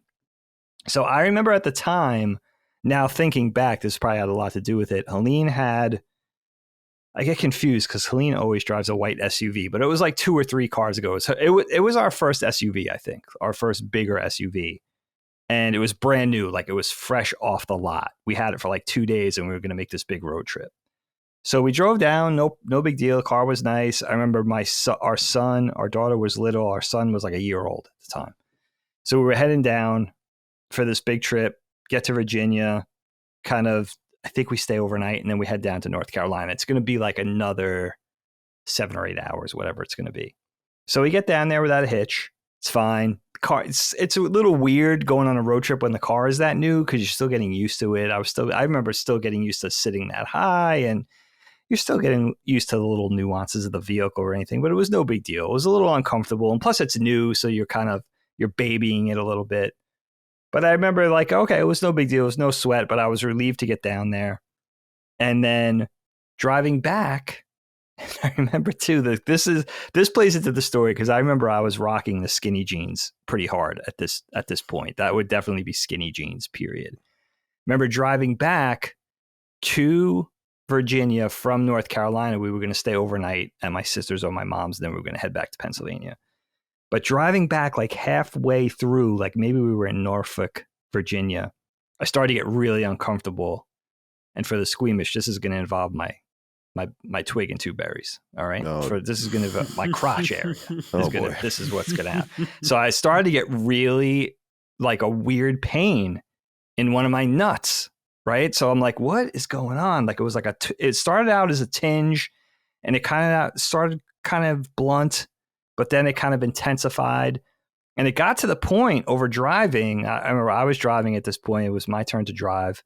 Helene and I were driving in shifts and I got really uncomfortable to where I couldn't move at all. Like if I moved at all, the left side of my left boy would start hurting. And I'd be like, what is going on? And the pain started to intensify. And I was getting concerned. Now, thinking back, probably had a lot to do with just sitting on these new seats. And I probably had it positioned weird, like something between the height and the pitch of the back and my distance of the feet from the pedals. There was probably something that was just my body wasn't used to. Plus, my nuts were getting squeezed by the skinny jeans. But I get back to Virginia and we're hanging out at my sister Dana's house. And it's just getting worse and worse. And we're hanging around. We're getting ready to eat an early dinner together. I remember I was just sitting in the living room and it was getting so bad that I just like could not sit at all. Like it got to the point where I had to stand. And every time I sat down, I remember I was trying to sit down on one of her like really plush armchairs. And I just I kept getting up and I felt weird complaining because I was embarrassed. But my wife, who already knew there was something wrong, and my mom noticed, she's like, Dagan, what's going on? And I was like, the pain got so bad that I was like, there's something wrong. Like in my, I'm trying to be demure about it, but I'm like, there's something wrong like down there. I don't know what's going on. Like it hurts. Like I can't even, every time I move, it hurts. Chlamydia. So that's the point where I was Helene's like, we gotta go to the emergency room. And I was just trying not to go there. I don't know what I was hoping for, but I was just hoping it would just get better on its own. You don't want to go sit in the waiting room for 6 hours while your nuts hurt. Oh my God. I was just thinking like, I don't want to do this, but it got bad enough where I agreed. I was just like, there's something going on. Like I have to get to the bottom of this. I don't know what's going on. So I get there and I get to the emergency room. And it's not that bad. I think, all right, it's not going to be as bad as Philly or New York. It's not as crowded down there. Maybe there's a couple of people deep in the ER, but it wasn't too bad. So I get through, consult with the nurse. They do the blood pressure thing, the check-in thing, no problem. Find my way to the back room, maybe a half hour, 45 minutes in. And one of the techs or one of the nurses comes in and she has me walk her through the problem and how did it start and the whole thing. And then, inevitably comes. She's like, all right, well, I have to see. And I'm like, oh, man, this is what I don't know what I was hoping, but I was hoping it wouldn't be this. She's and like, she was show like, me that dick. Let me take a look. And then I'm just thinking, And you know what the thing was too, was like, I was thinking of this obviously when I was back at my sister's house, and I think I did the whole thing where I jumped in the shower and everything. And I was just like, I was in so much pain, just getting undressed, getting in the shower, getting dressed, that at that point I knew like I had to go. And I knew it was inevitable that it was going to come to this moment. So obviously, hence the shower and everything. But so I take, she's like, you got to take him out. Let me look.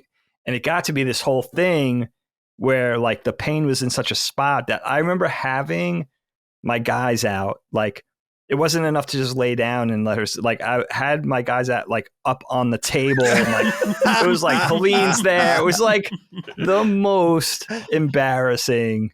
You know what I mean? Like there's no way to keep your integrity in that position. Present your arms.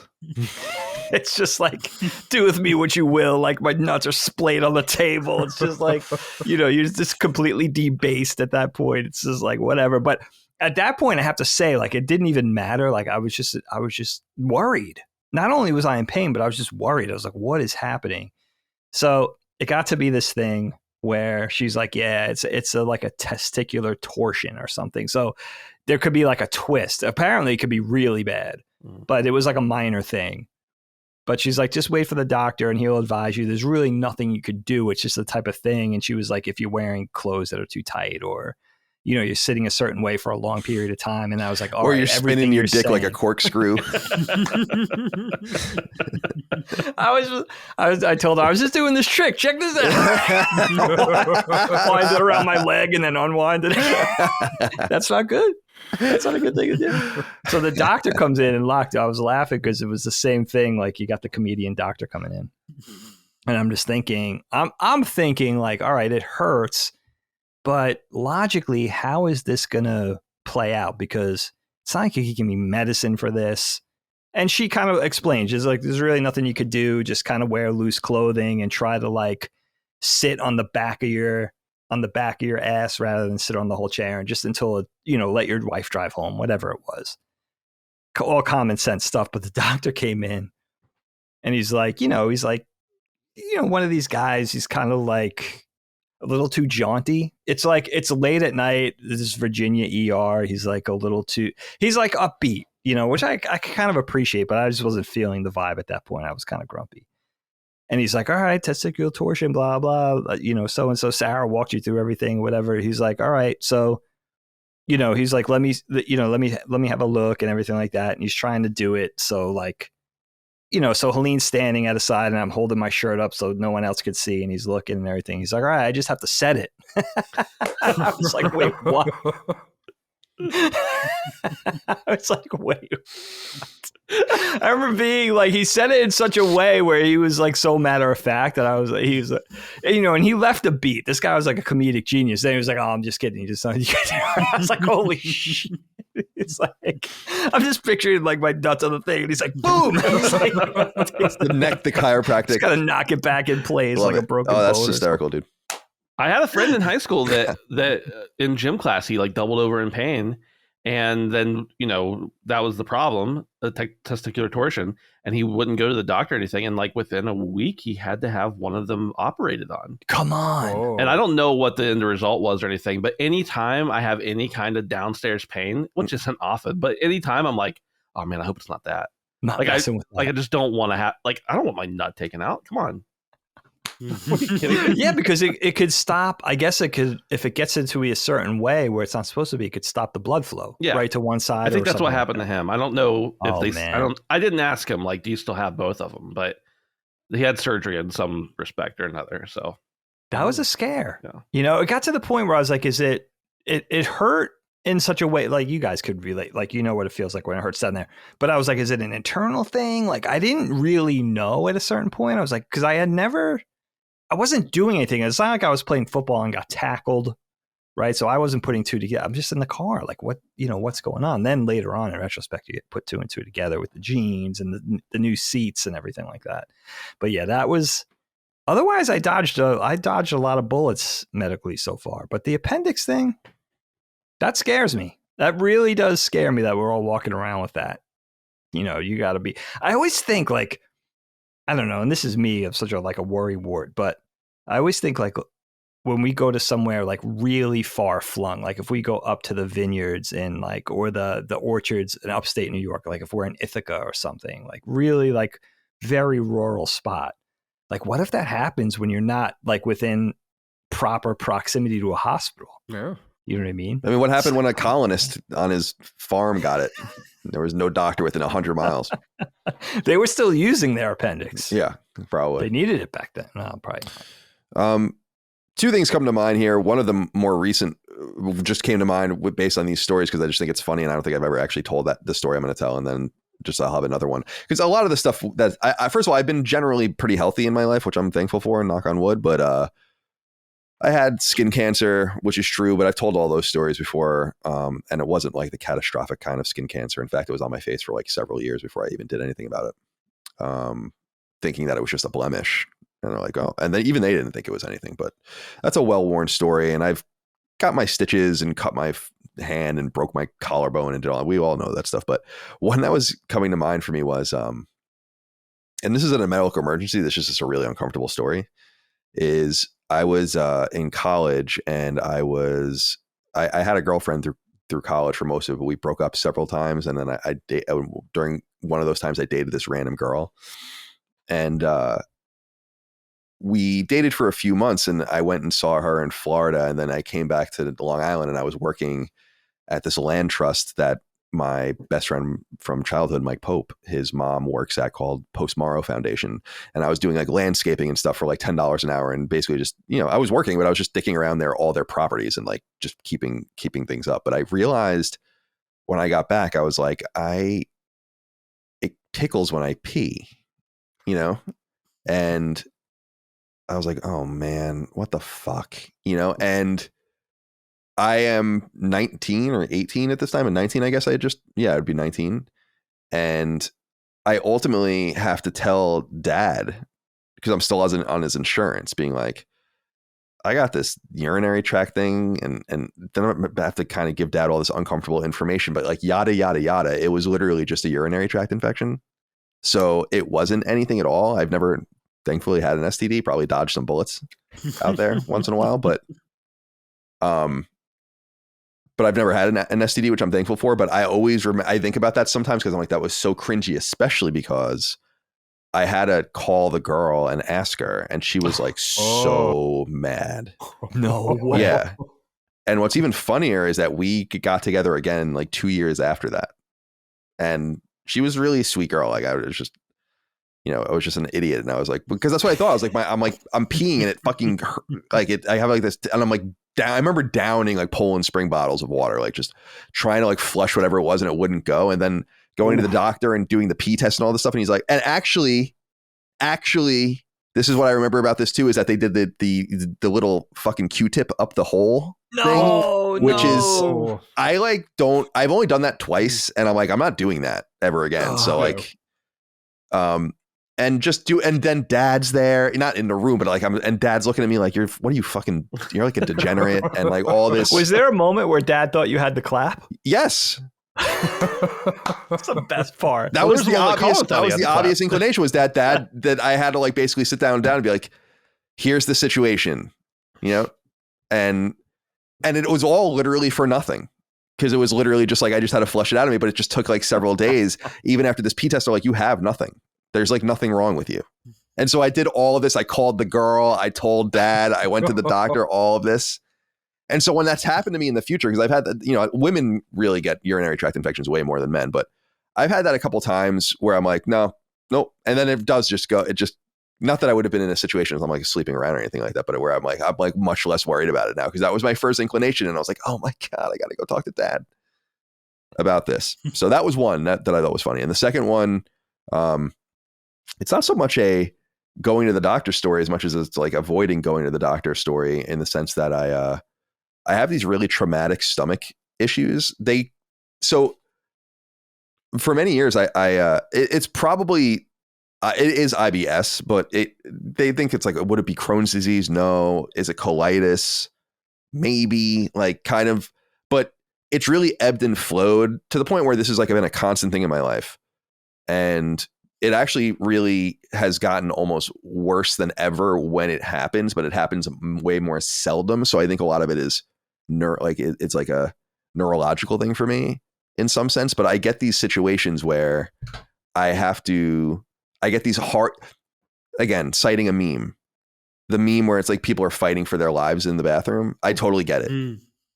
Like that totally resonates with me because I am fighting for my life in these situations and they're bad. Like it is so painful when I have to do these things to poop or whatever. And I am often sweating profusely, totally butt naked, dripping all over the ground, often throwing up from the pain into a sink or into the toilet, then sitting back on the toilet, sometimes just throwing up on the ground because I'm in like so much pain.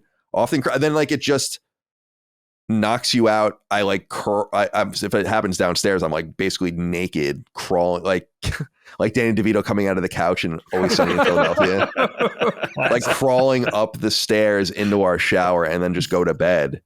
And I'm not disciplined enough to have like a food journal or anything like that, but it's happened to me long enough and for many years, this like really horrifying situation where I don't know what it could possibly be. Like there is no commonality between them, I don't think, except for, I think a lot of it might be stress. Like one of the worst ones I ever experienced was the day that the week I quit IGN was one of the worst ones ever. So I have this like ongoing medical thing that seems to be straight. Like no one really knows what it is. And I've talked before, I used to get like barium enemas when they still did those and stuff, and then getting put into all these machines and endoscopies and colonoscopies and all that. I've really been probed like as if I am a 90-year-old man, like to that extent, no doubt. And I've had my colon polyps removed and things of this nature. So something's going on. Plus, and I'm kind of very aware of it. I not to be scary or anything. It's like our grandfather on our mom's side died of colon cancer. Right. Oh, yeah. So there's a family history. Kyle, what about I didn't know this was still, I don't think I knew this was still happening with you. Is there anything you could sort of ascertain a clue from in terms of like frequency, like how often it happens? Yeah. Now it happens rarely, like once every few months, maybe a few times a year. But there were times where like in college and other times where it would happen much more often. In fact, I remember a time it happened in college where I was like, I think I should just call 911 or something. Cause it almost was like I felt like I was one of those, I don't know. It's happened a few times in my life where I'm like, oh, this is above and beyond what would be a normal threshold. I have a pretty high threshold for stomach pain, and like colon, like lower body pain from it. But these things are just crazy because it's something about, I've tried to figure out what it could even be in the sense that, not to be too gross, I guess this is already too much information or whatever, but like it seems like it's trying to get this specific stuff out to like restore normalcy to the flow or whatever. So like, it feels like you're relieving this, but it's not a blockage. It's just this, it's almost like this sandy substance that comes out first and then like diarrhea. And then like it'll be followed by a normal poop. And then dude, the sense of relief is almost immediate. It's crazy. Like your body is ridiculously in pain and all of this. And then like there's something passes, like you get the last piece out and it's just like done. As if it just needed to expel this whatever it was. And I'm like, so strange. And it's been, 30 years or so doing this, so. Colin, what would you do? This is totally impractical and definitely not the case. What would happen in your life if you found out it was like a particular, it was like weed that did it? Yeah, I mean, I would. What would be the choice? No, I think I would want to cut it out. But what's been so weird about it is, like, for instance, there was a theory that I had a gluten allergy for a couple of years, and it was through a false positive that I never got redone. So we thought I was a celiac, and it didn't go away during that time at all. And I wasn't really disciplined. I wasn't disciplined about cutting carbs. In fact, I found out it was a false positive on, I think, my 20th or 21st day of not having any gluten at all. And it was so funny because I was like, oh, yes. And then I like immediately went and ate a cheeseburger or something like that with a bun instead of eating it with a fork and knife. Like, it was fucking so stupid. So I would make whatever sacrifice I think it would be. But the point is that it's doesn't. Not that, by the way, of course. I mean, it could be any of those things, but it's not weed probably because it happened long before I smoked weed. But I do think I am a very wound up person, tight inside like person. And I think a lot of it has to do with that. And, but it's strange because I had it under control for a while, and it was actually most under control when my life was actually fairly stressful during like the early Colin's Last Stand time is actually when it kind of went away. So and I don't know how to balance it all out, or if maybe it's exacerbated or held back by like the psychiatric medicine I take more recently in my life. But yeah, I don't know. It's never been it's something I'm mindful of and monitor. I'm glad that there's even those like, what is it, Cologuard or whatever, like where you can just do these takeaway tests. It's just very easy for everybody to get checked out, because colon cancer is not, I mean, it could be a death sentence if you catch it very late, but it's quite curable if you catch it early. And that was, I think, the frustrating thing with our grandfather was like, he just didn't do anything about it, you know? So it's not like, it would have necessarily consumed him. That's kind of the saddest part about it. But yeah, that's what it comes to mind for me for my my random medical issues. All right, are we satisfied? Perfect. All right. Yeah, that's perfect. I just wonder how do you guys know why they don't just take the appendix out when you're healthy? Yeah, that's interesting. Why does it have to be taken out when you're having appendicitis? Why can't they take it out at birth or something? I wonder if that's an American thing, just for cost. You could see the insurance companies being like, it's not a problem, just leave it, like that type of thing. I bet that has all to do with it. But then they would do it here, and they don't do it here either. Yeah, they don't do it anywhere. Yeah. There must be unnecessarily risky, you would assume. And, And is there any theory that it does do, like, do we have enough statistics to know that you don't suffer at all if you remove it? Like, if there's nothing to that, you know? That is an interesting question. Like, you could live without it, but what I'd like to see, you know, actuary, what do they call it? Actuary data to see how that would all play out. Yeah, it's almost like a leave well enough alone mentality, but who knows if they even know? It's like one of those things where you would think they know this by now, but you just take that for granted, but maybe they don't. It is weird like, how many parts of our body that they're like, yeah, we're not going to take this out unless there's a problem, but you don't need it. Like what, your tonsils, right? That's another your one. Wisdom teeth, your appendix. What else? I mean, is there another one I'm missing? Like all of those, you say there's a problem, and they're like, all right, we're taking it out. But it's like it's there though. Like it's got to have a purpose. I don't get it. Yeah, I dig the evolving purpose thing, but I don't know. Yeah, I don't know. I would assume it's just unnecessary. It might be the expense, and like it's not quite as trivial as say like chopping someone's foreskin off or something like that. You know, right? So, all right, let's move on. All right, we're back. I guess you wouldn't have known because it would have just been cut, but we cut there. Everyone had a pee, and we should stop recording so we can bank our 2-hour conversations and not lose them to the internet. Let's see here. What topics do we have left? My topic. Oh, you know, I love this, Ben. I love your topic. Let's go to you next. Internet friends. This is a big. I'll be curious to see what you have to say about this. This is more. I kind of just want to get everybody's experiences and thoughts and talk through it. And I have wanted to bring this up a couple times on the show, depending on who was on. Specifically, I was holding out for when Locke was going to be on, and we were going to be on together, because Locke is a prime example of what I want to talk about. Where I was just thinking about like when I was a kid, you know, when we were all kids, probably our best friends were maybe our cousins if we were close enough with them, you know, in age or interest or whatever, and probably our neighbors, like the people closest to us, literally, physically in life. And generally, like you're friends with your neighbors or the kids you go to school with because you see them. It's convenient. You're around them. And maybe you grow up and you're still friends with those people to this day.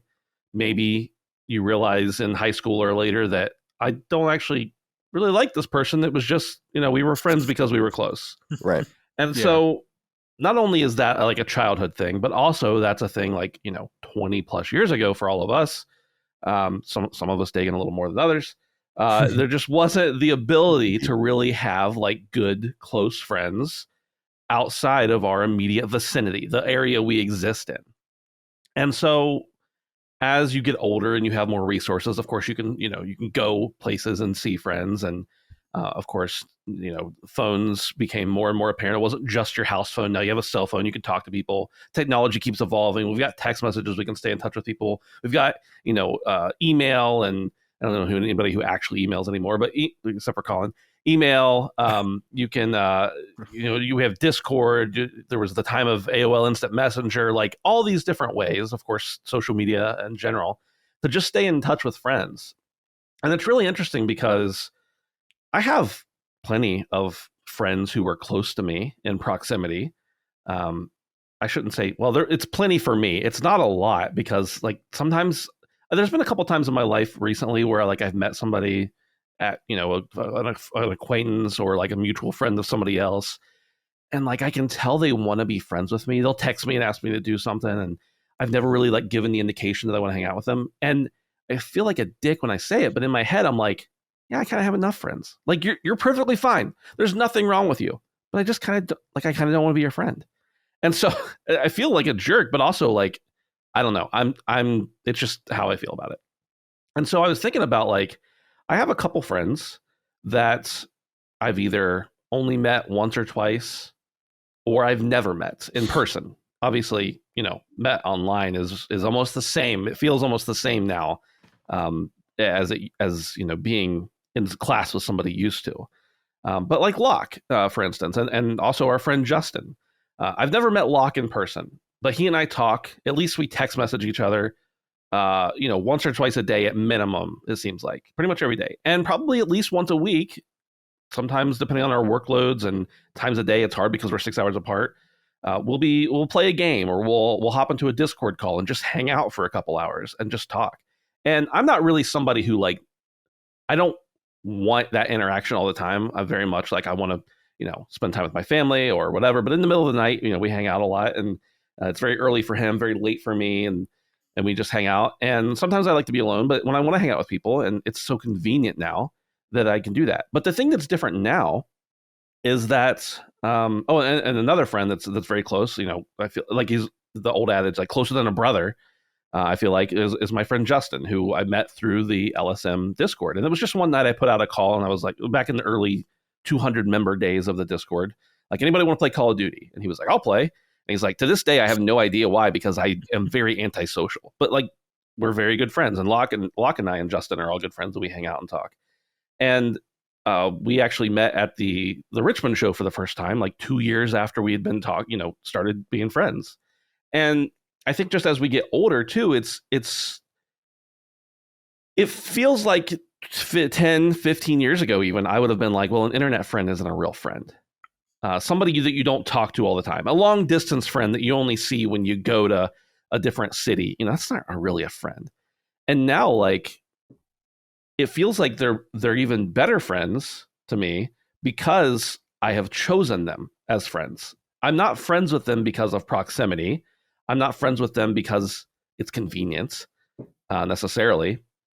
It's like there's so many more options and ways to maintain these relationships now. And if I wanted to completely ignore someone on the internet or that's far away from me, I would have literally, there'd be no, it's not just like, oh, I'm going to casually bump into you at the bar on Friday night. I have to like reach out and be like, hey, you want to hang out online? It's obviously different than being in person, but I feel like it's a more meaningful friendship because I'm choosing to spend my time with that person rather than doing it out of like almost a convenient type of thing. And so it's really weird how like my mind has changed. And used to, somebody would be like, oh, I met my best friend playing Call of Duty in 2007. And, we were friends on Xbox. And used to, I'd be like, that's a little weird, man. There's a lot of weird people on the internet. And now that like we've gotten to a point where technology enables us to do that. And of course, I've obviously made some of my own friends who I've either never met or only met once in real life in person. I'm like, this feels more real to me than some of the people that I just like casually know around town or whatever.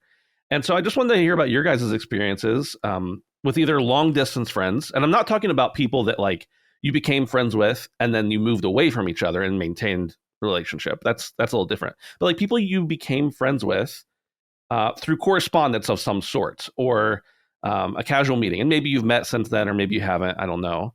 An example is my friend Brandon.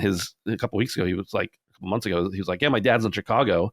He's up there meeting a guy or hanging out with a guy. They're going to a football game, or I don't remember what it was, with a guy he met playing GTA. And these guys are in their late 50s, early 60s, something like that, somewhere in that range.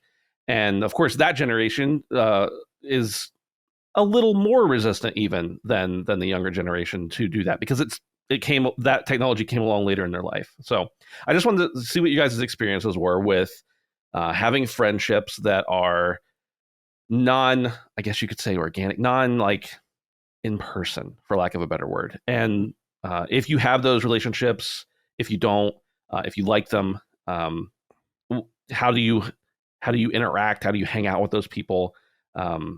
Yeah, so we'll go from there.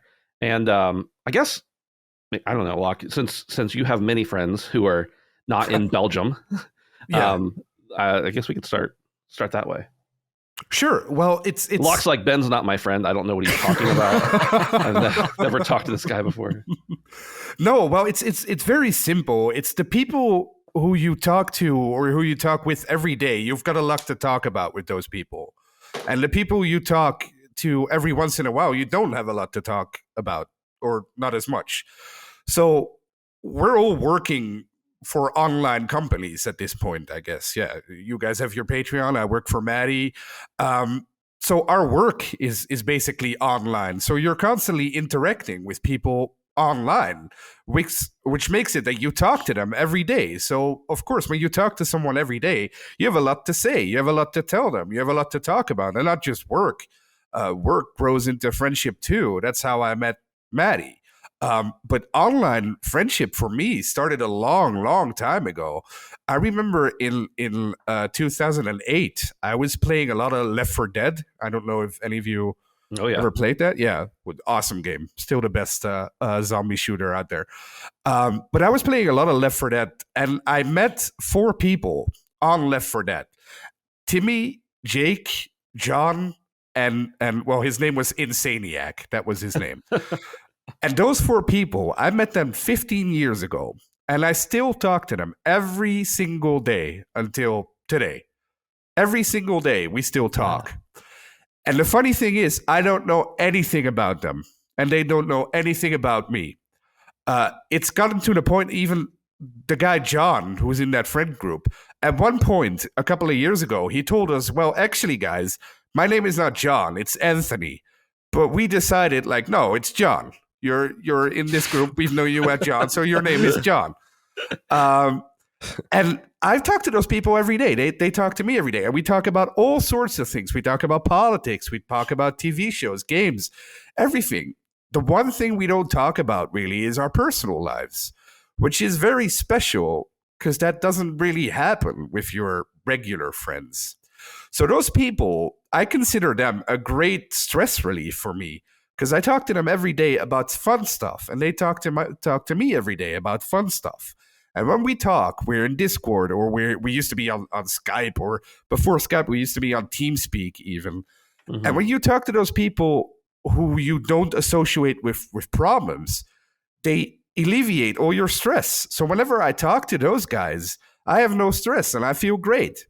But then there's also other people like you, Ben, or like Dustin, or Maddie, or Jimmy, or so many people in the Discord that you also talk to about personal stuff, and who become your personal friends, really. I mean, I think, Ben, we've only known each other for like 3 years, I think now, 2.5, 3 years. Mm-hmm. I like you better than most of my regular friends.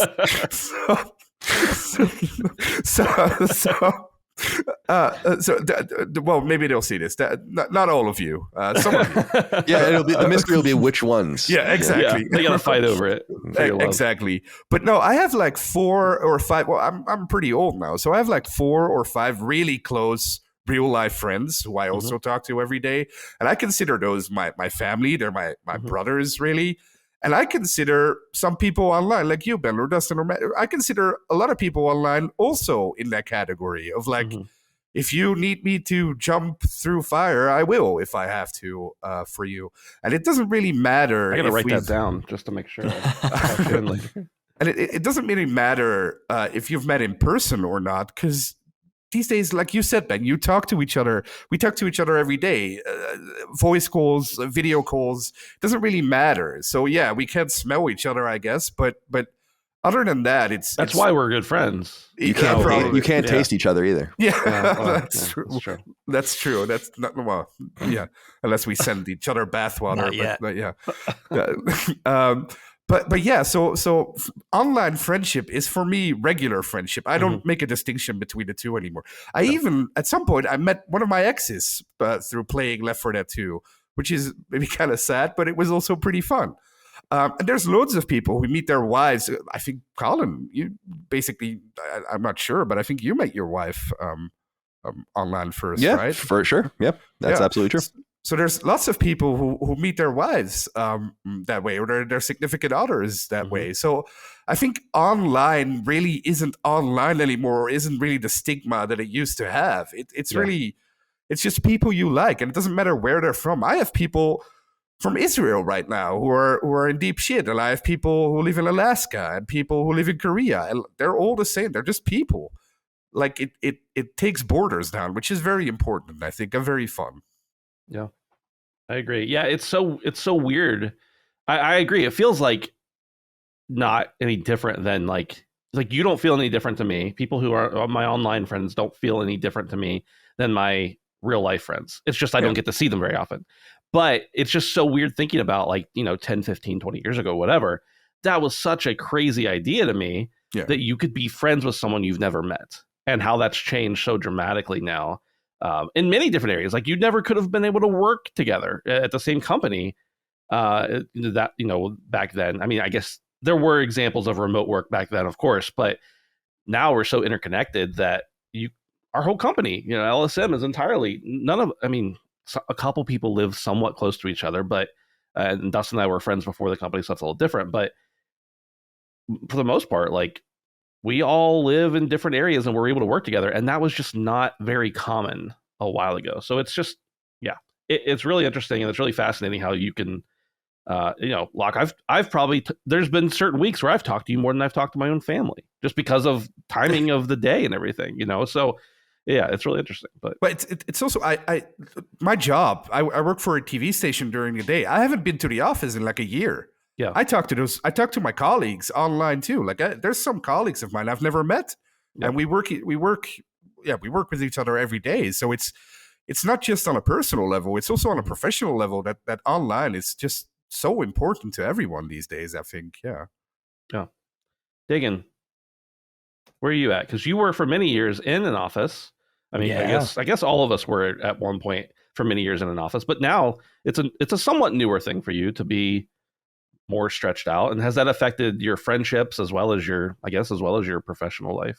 Yeah, I mean, absolutely. I don't think about it a lot, but now that we're talking about it, A, it definitely affects things. And B, I think I'm getting to the point now where it was enjoyable, but I'm starting to miss, being shoulder to shoulder with people, or just kind of that creative collaboration, especially in animation, and just bouncing ideas off each other, or just horsing around, going out for a coffee in the middle of the day or going out for a drink after work. There's something about those relationships you form when you're in person. For me, at least professionally in what I do, that's definitely missing. And it's also not in a shallow way, but in a realistic way. It's that networking is vital. Like I was saying to Helene the other night, the network that I formed over the first 20 years of my career is really my only network. I'm not really forming a substantive network anymore because people aren't getting to know me personally.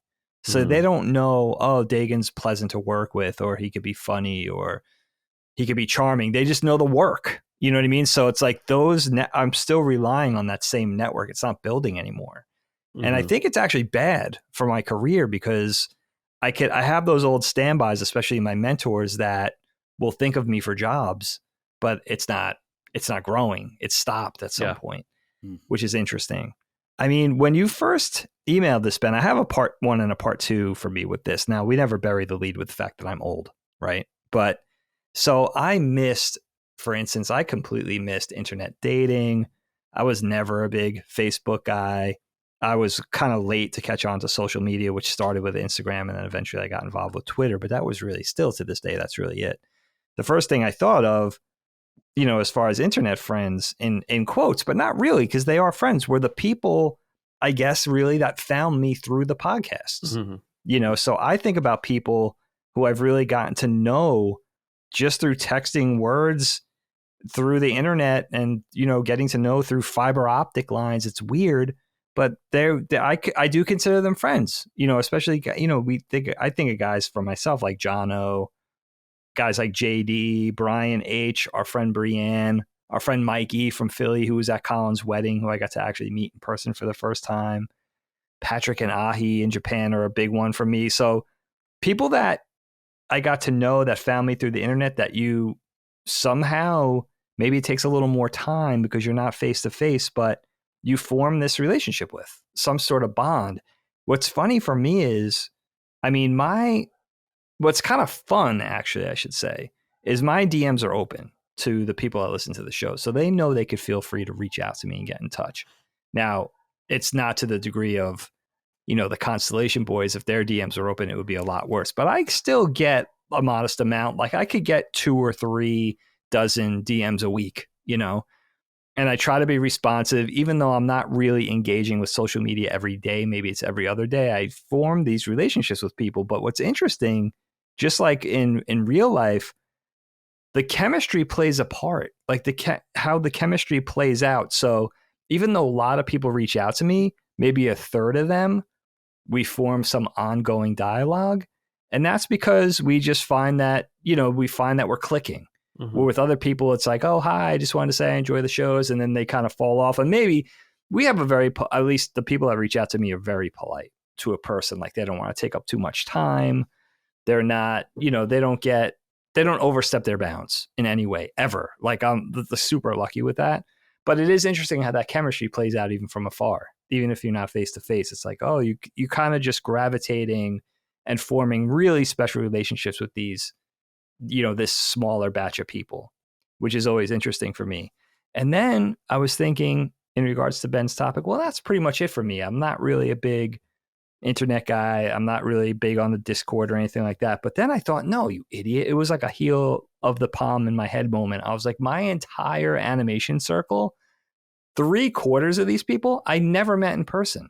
And these relationships date back not only to the internet, but they date back 20, 22, 23 years to a time. Now, if you guys could check, you guys are really young, but like if I think of the AOL instant messenger days, the AIM days, like the early aughts, right? Mm-hmm. Where this is pre-social media, certainly as we know it today, at least. And even pre-blogs, there were message boards.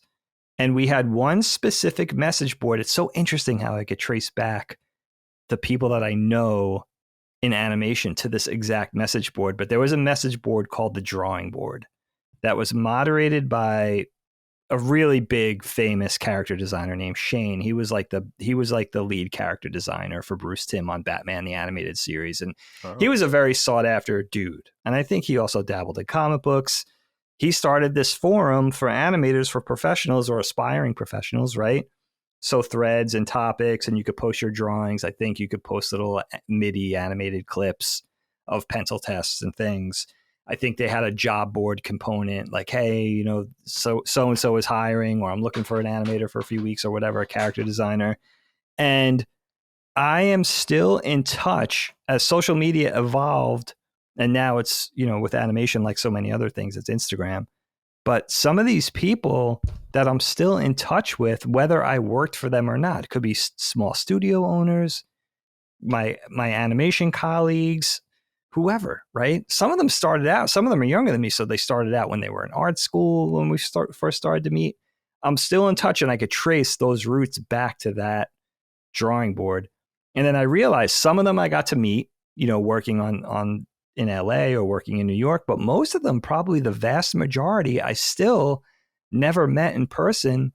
And some of them own animation studios here, abroad, a lot of them in Canada, that I've worked for.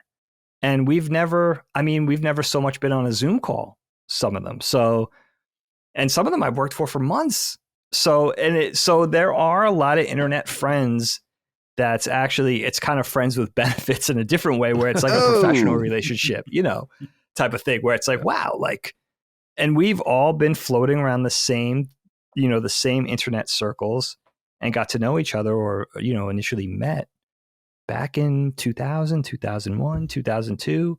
So, that has played, I forget that sometimes, but the internet's played a big part in, not only my personal life with meeting people on the podcast side, the Last Stand Media family that we know and love so well, but also, on the animation side. So I'm grateful for that.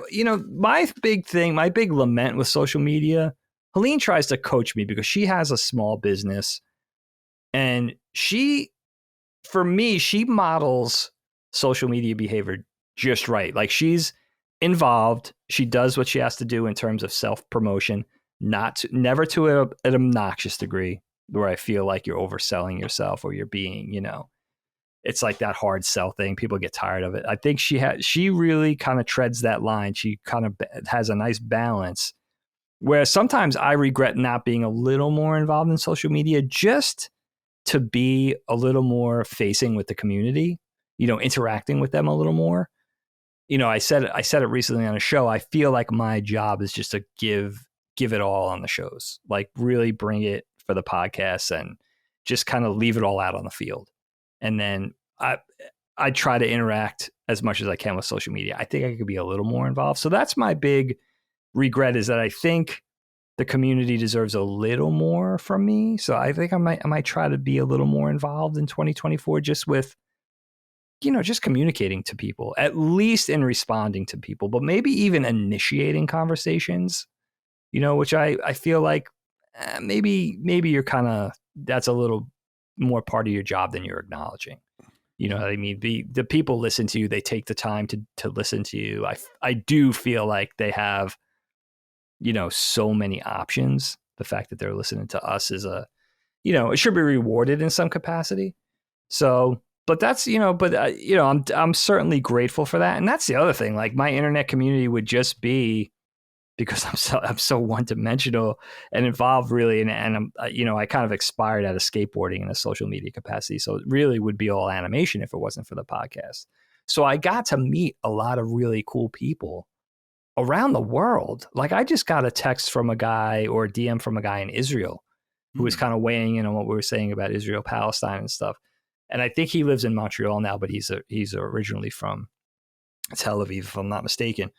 But it's like, just getting to meet people from, or Locke, or any of these people, it's like getting a global perspective. It's so special to me.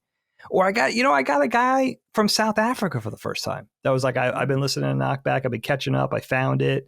It's like, wow, that reach, meeting people, cool people from everywhere. I think that's like the biggest perk. Yeah. Yeah. David, yeah.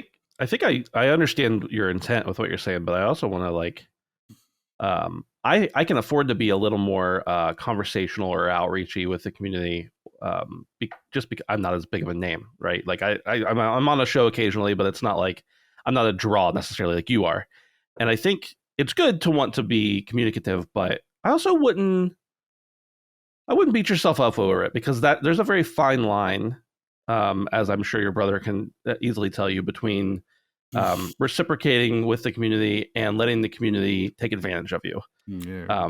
So I think you do a great job, because I see if somebody responds to a tweet or a message or whatever of yours, you always interact with it. Either you like it or you comment or whatever.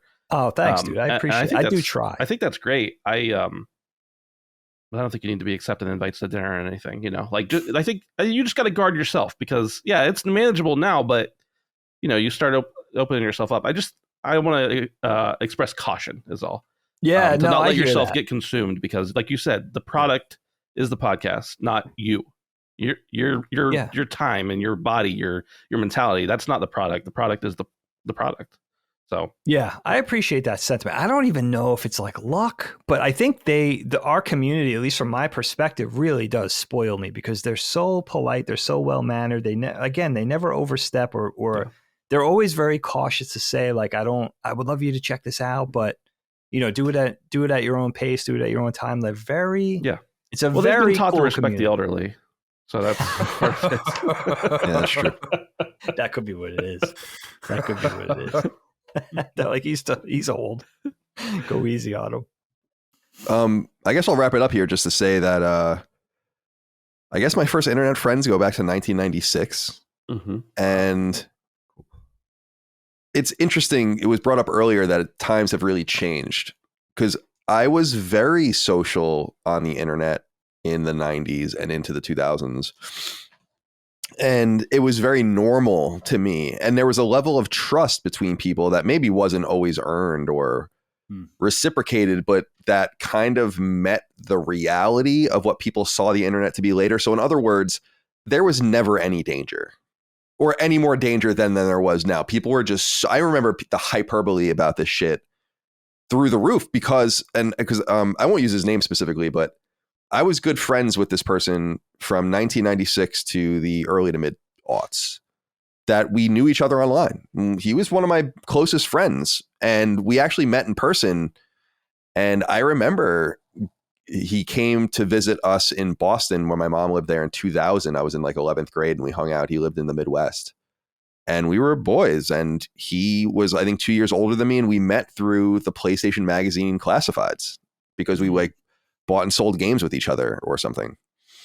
And that was a real friendship. I think the interesting thing about the internet in that time was that everyone was, you were yourself, but you were like an augmented version of you. You could kind of slip in a lie. You can kind of make things seem better or cooler than they were and all of that. And I remember that time because that's kind of the internet like 1.0 that I came from. I'm not an old hat Usenet dude by any stretch of the imagination, like the people that were there and had those kinds of relationships even in the 80s. But I did have that kind of thing. And I think AIM was something, but IRC was really important to my social life during that time. I don't even know if it's used anymore. I'm sure it probably is. It's kind of like a very primitive Discord. I think they discontinued it. Oh, did they really? I might be totally wrong, but I thought I saw something about them. Yeah, I believe it. Yeah, IRC was Internet Relay Chat. It was like a very old, you had to basically sign into specific servers and have these passwords. And it was like a very... Oh, sorry. I was talking about AIM. I might have mixed up what you were saying. AIM. Yeah, I think they sunsetted AIM. Yeah. Oh, yeah. AIM is sunset. Yeah, okay. For sure. It's done. Yeah. The last time AIM was done with my social circle probably 20 years ago, to be honest with you. AIM remained relevant because of the games industry in my life, because that was a way that everyone in the games industry would communicate with each other, PR, and all the people would always get in touch with you. That's so you were expected to be on AIM. But yeah, IRC was Internet Relay Chat, and ICQ was another thing, although I don't know if that's around anymore either. And then of course email. The day when you would write an email and then put it in your outbox, and then you had to hit send mail. Remember that? Yeah.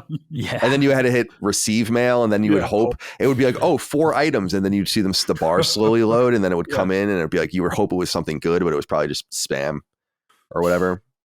So, and then GameFAQs was a place where I considered that I had friends there.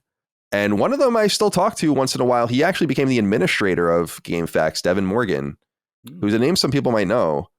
And I think he's out of there now, but he was there for a long time. And he was a little younger than me. He lived in New Jersey, and it's funny because we interacted in person, but we never knew each other. Like he would send me a game or I would send him something. Like I remember he sent me this like unique version of Mega Man. What was it? Mega Man and Bass, so Rock Band and Forte, that was on the Super Nintendo that I think was shaved down or something, or in some sort of thing to be able to put into an SNES. And he was a really cool kid. I remember when my computer died, we had a connection, like a 56K connection with each other, going for weeks to send all my music off of a hard drive I had to him so he can put them on CDs and then send them back to me. So these were real friendships. And I just talked to him on Zoom a few months ago, actually. And so but again, it was during that era where you can kind of augment yourself. You're not really the full you, 90% of it's probably true kind of situation. And that internet was fun, and it wasn't always anonymous. I was me, but some people were anonymous. Some people you didn't know. And then there was, I don't know. There was just a lot of innocence to it from my perspective. I understand that your parents are upset because they're reading things in the paper about people preying on other people in chat rooms. And I'm sure that kind of shit was happening. There's like no doubt about that. But I felt that it was interesting to watch everyone adopt what I had been doing since 1996, basically, which was just having friends and friendships and connections with people you didn't really know. And if you, dad sitting with me in 1998 being like, you don't really know these people and you want to sit down with my dad. I was in ninth grade, so I wouldn't have probably said this, but it's like, Dad, what if I told you in 15 years there would be an application on a phone where you can put yourself in there and someone would come and fuck you? Like, how wrong could you be, And I think, again, I've said this about Dad, and what I appreciate about him is that he definitely has given me my flowers about being right about internet culture from the very, very, very, very beginning. Where I was like, you do not understand this. You do not understand this. You do not understand this. Get out of here. Leave me alone. Stop bothering me. You do not understand this. They really couldn't, though. No. And they were just too old. And so now we evolved to today where, and I had that moment at IGN too, where I was a freelancer and I was remote. And so I had those friendships. Again, a lot of those were conducted over AIM, some over email.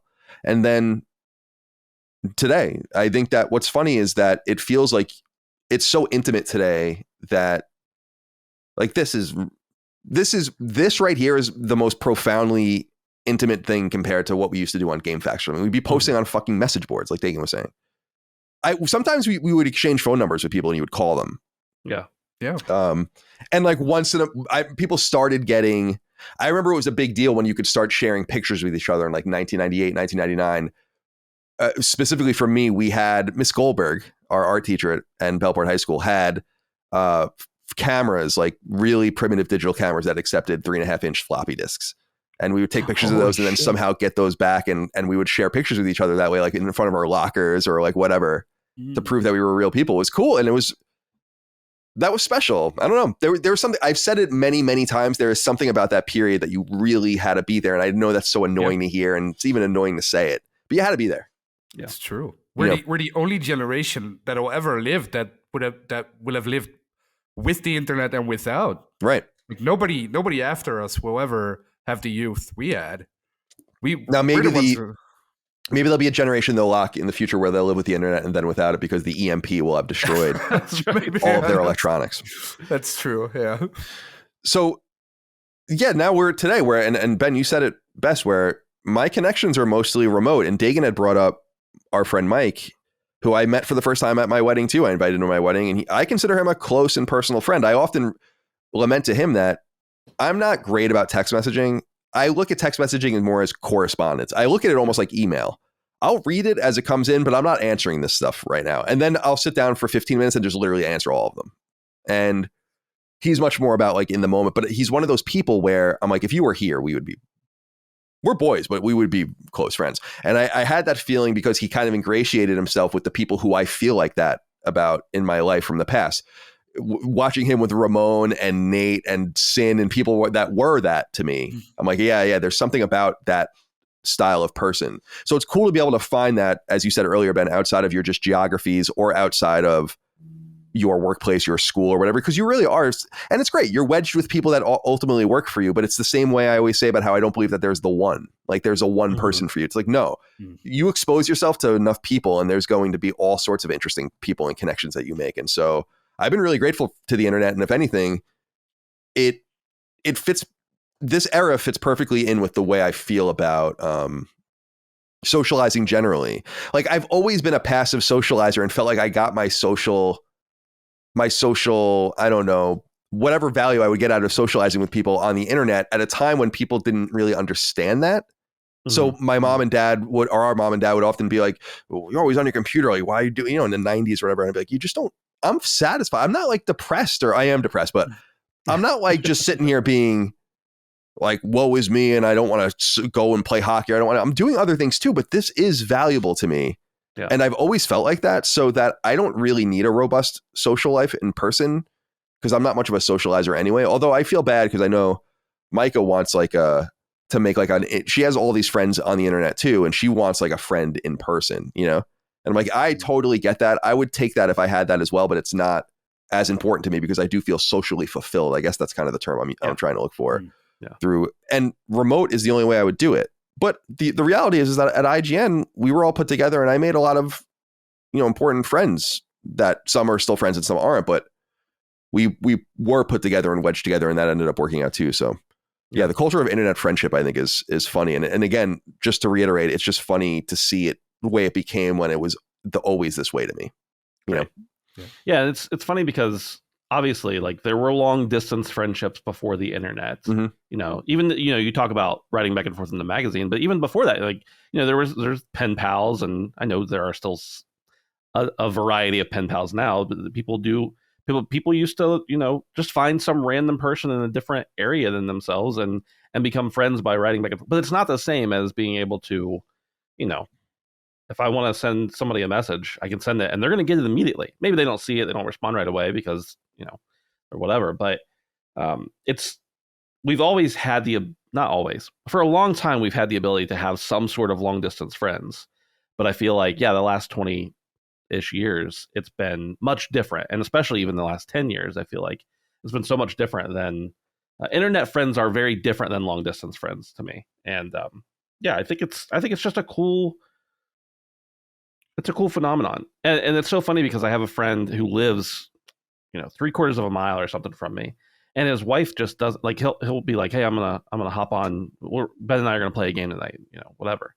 And she's like, why? And he's like, well, we just want to hang out. And she's like, why don't you just go over and hang out?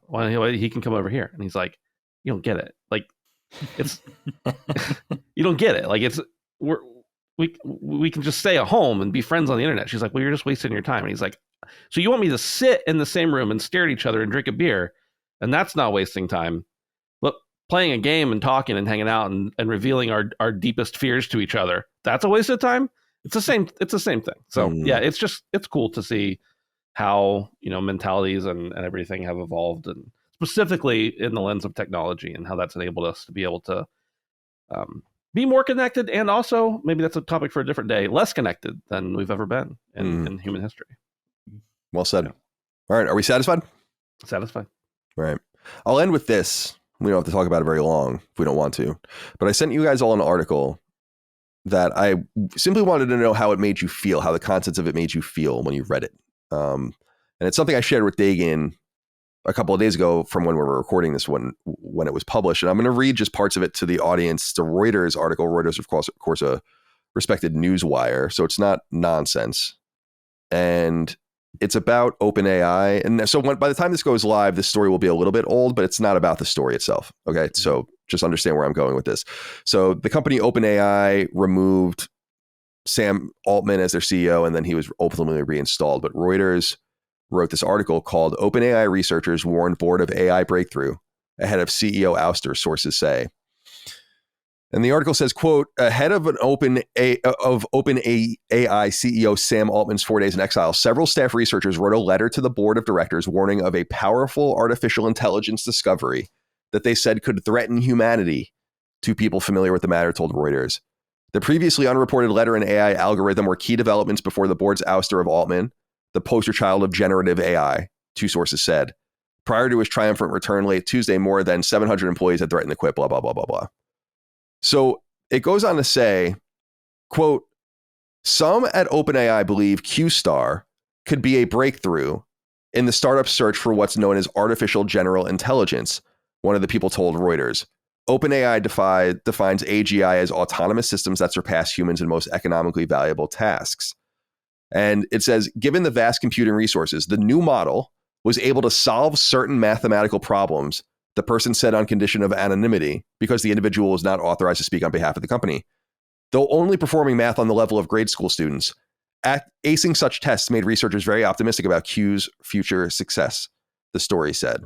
And this couldn't be verified outside.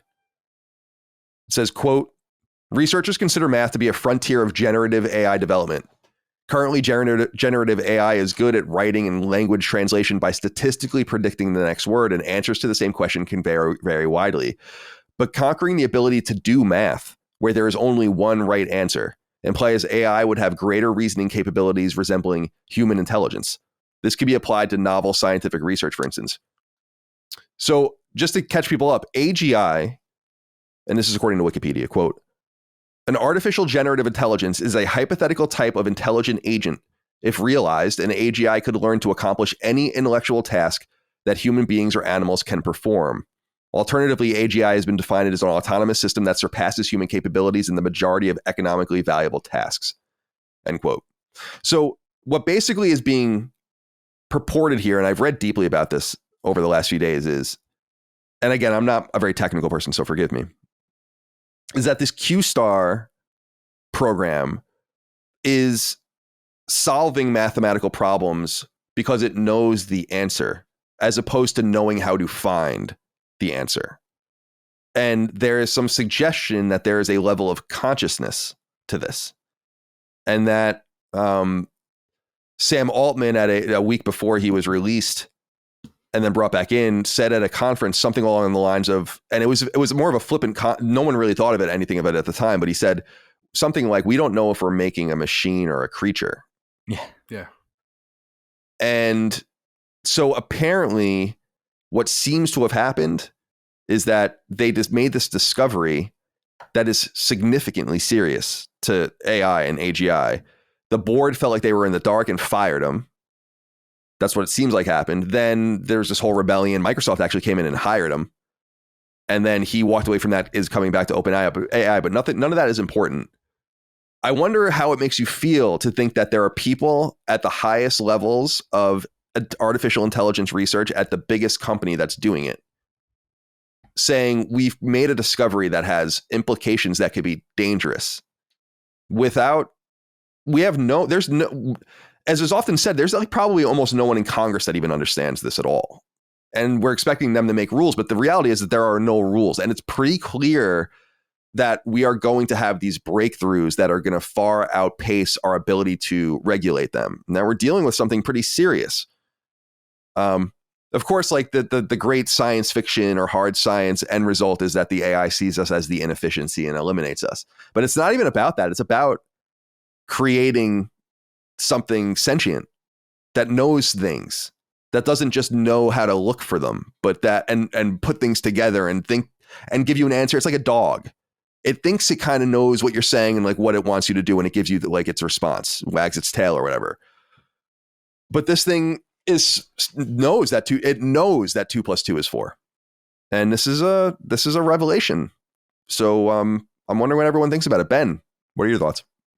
So I've been pretty interested in AI for a long time. One, probably because of my love as a young kid for science fiction, and always liked AI stuff and time travel and everything else. So I've been following this stuff, and I've probably watched 80% of the interviews that Sam Altman has ever given that are available online. And I'm into it.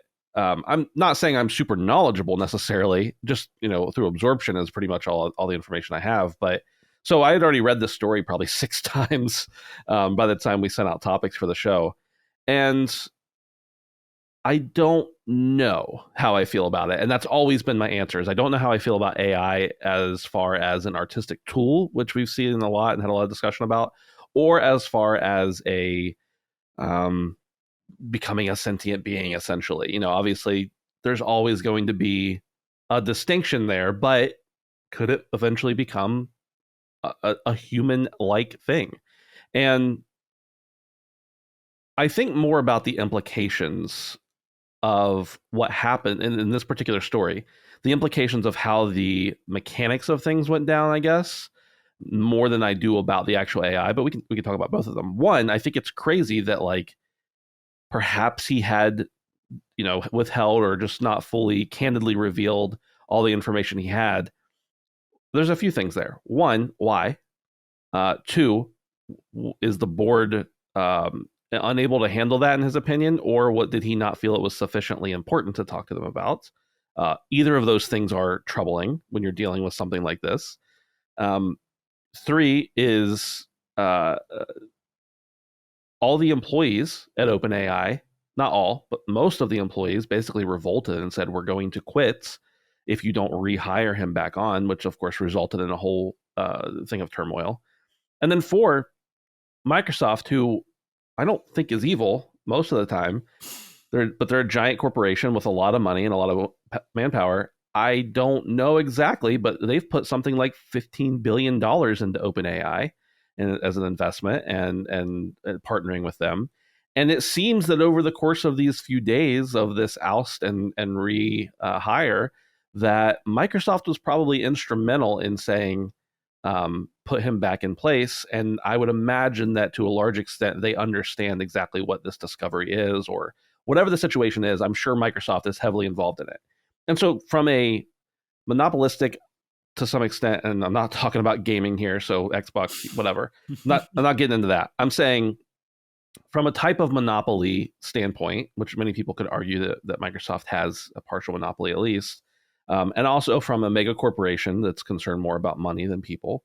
And that's not disparaging Microsoft. That's all corporations. Just from a lot of standpoints, it's scary to me that one of the largest companies in the world is also pretty heavily invested into AI, and there might have been a scary or at least brand new discovery that could potentially change the course of history. So all those things are kind of scary to me, but I also love them because they're very exciting to me because I'm so interested in AI. And so I have to like guard myself back and forth between like, okay, this is maybe not good. Of course, we know about, the Terminators coming, and we know about everything else, all the stuff that's been planted in our minds from fantasy for forever that, hey, maybe it becomes an eventuality someday. Who knows? But also from the standpoint of just like, it's exciting to know that we're progressing. And I think about like, well, there were people who opposed making cars with machines as opposed to just humans doing it. And look how wrong they were. It's, maybe you could say that the quality isn't as good, but it's way more efficient to make stuff with machines than it was with people. Of course, people are still involved, but so you would say those people now that were opposed to that new technology were on the wrong side of history. And look, nothing terrible and catastrophic came from it.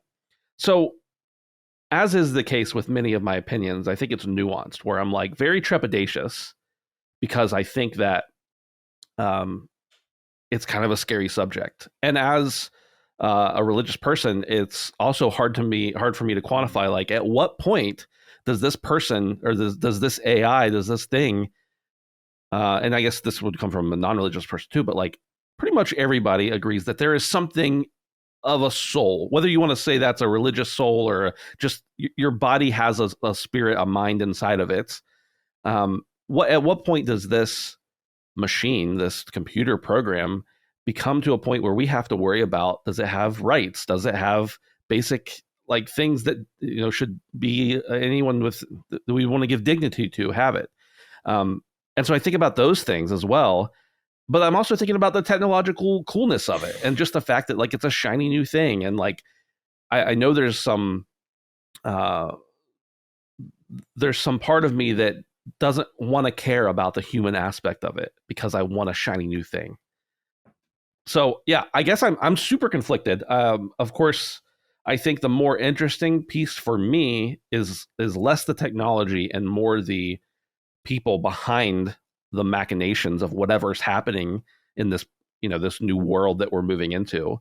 But I like the study of it. I like the progression. I think there's some really cool things happening. I think we'll always, to some extent, be able to tell the difference between the two. And if not, I'm very much a person who's like, well, if the AI can do it better, then we should embrace that and put our resources to something the AI can't do. But then when I say that, I'm like, that ain't good. Like, that's not going to go well.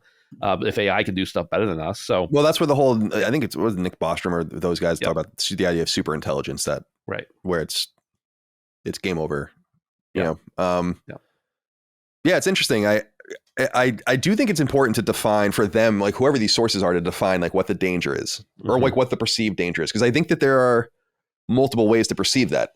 Is it a fundamental security danger? Right. That seems unlikely to me, at least at this point. Are they talking about a bioethical danger where we're creating something that we then have to snuff out? Because I think that this is something Micah and I talk about, where I think it's a much more serious thing for us to consider. Because she's of the mind, and I kind of agree with her, that it's like, these are machines and you just shut them down. Mm-hmm. And that is probably the attitude you have to take about that. But I don't know that we've been confronted yet with a compelling case of something that can pass the Turing test, or whatever and just be very compellingly real. And it's like, okay, so the only thing that really makes you not real is that you're not real. But otherwise, you're indiscernibly real in every way. And so, like, what do you do about that? I think that's very complex, especially if it creates itself very Cylon-like, right, evolving. Yeah. Seriously, like where it's Yeah. like, what if it starts making better versions of itself? Then Right. this is like an entirely different thing. That I don't know. So is that what they mean? Or does Colin, it every mean, time the AI in the movies is about the scientist is about to shut down the AI, they always get stabbed by the AI. Right. So, we can't depend on that. Right. Yeah, very much. I mean, this is, and will the AI ever materialize like that at all, or it'll be more like Skynet, where it's more of this overarching thing. I think the other option, though, that I think maybe is the biggest danger, and maybe what they're even talking about in terms of danger to humanity, is the economic ramifications. Yeah. Because I do think that short of superintelligence, which is its own thing, and achieving that kind of sentient superintelligence, which is not something that we don't even really know exists. So it's like something that we wouldn't know how to deal with.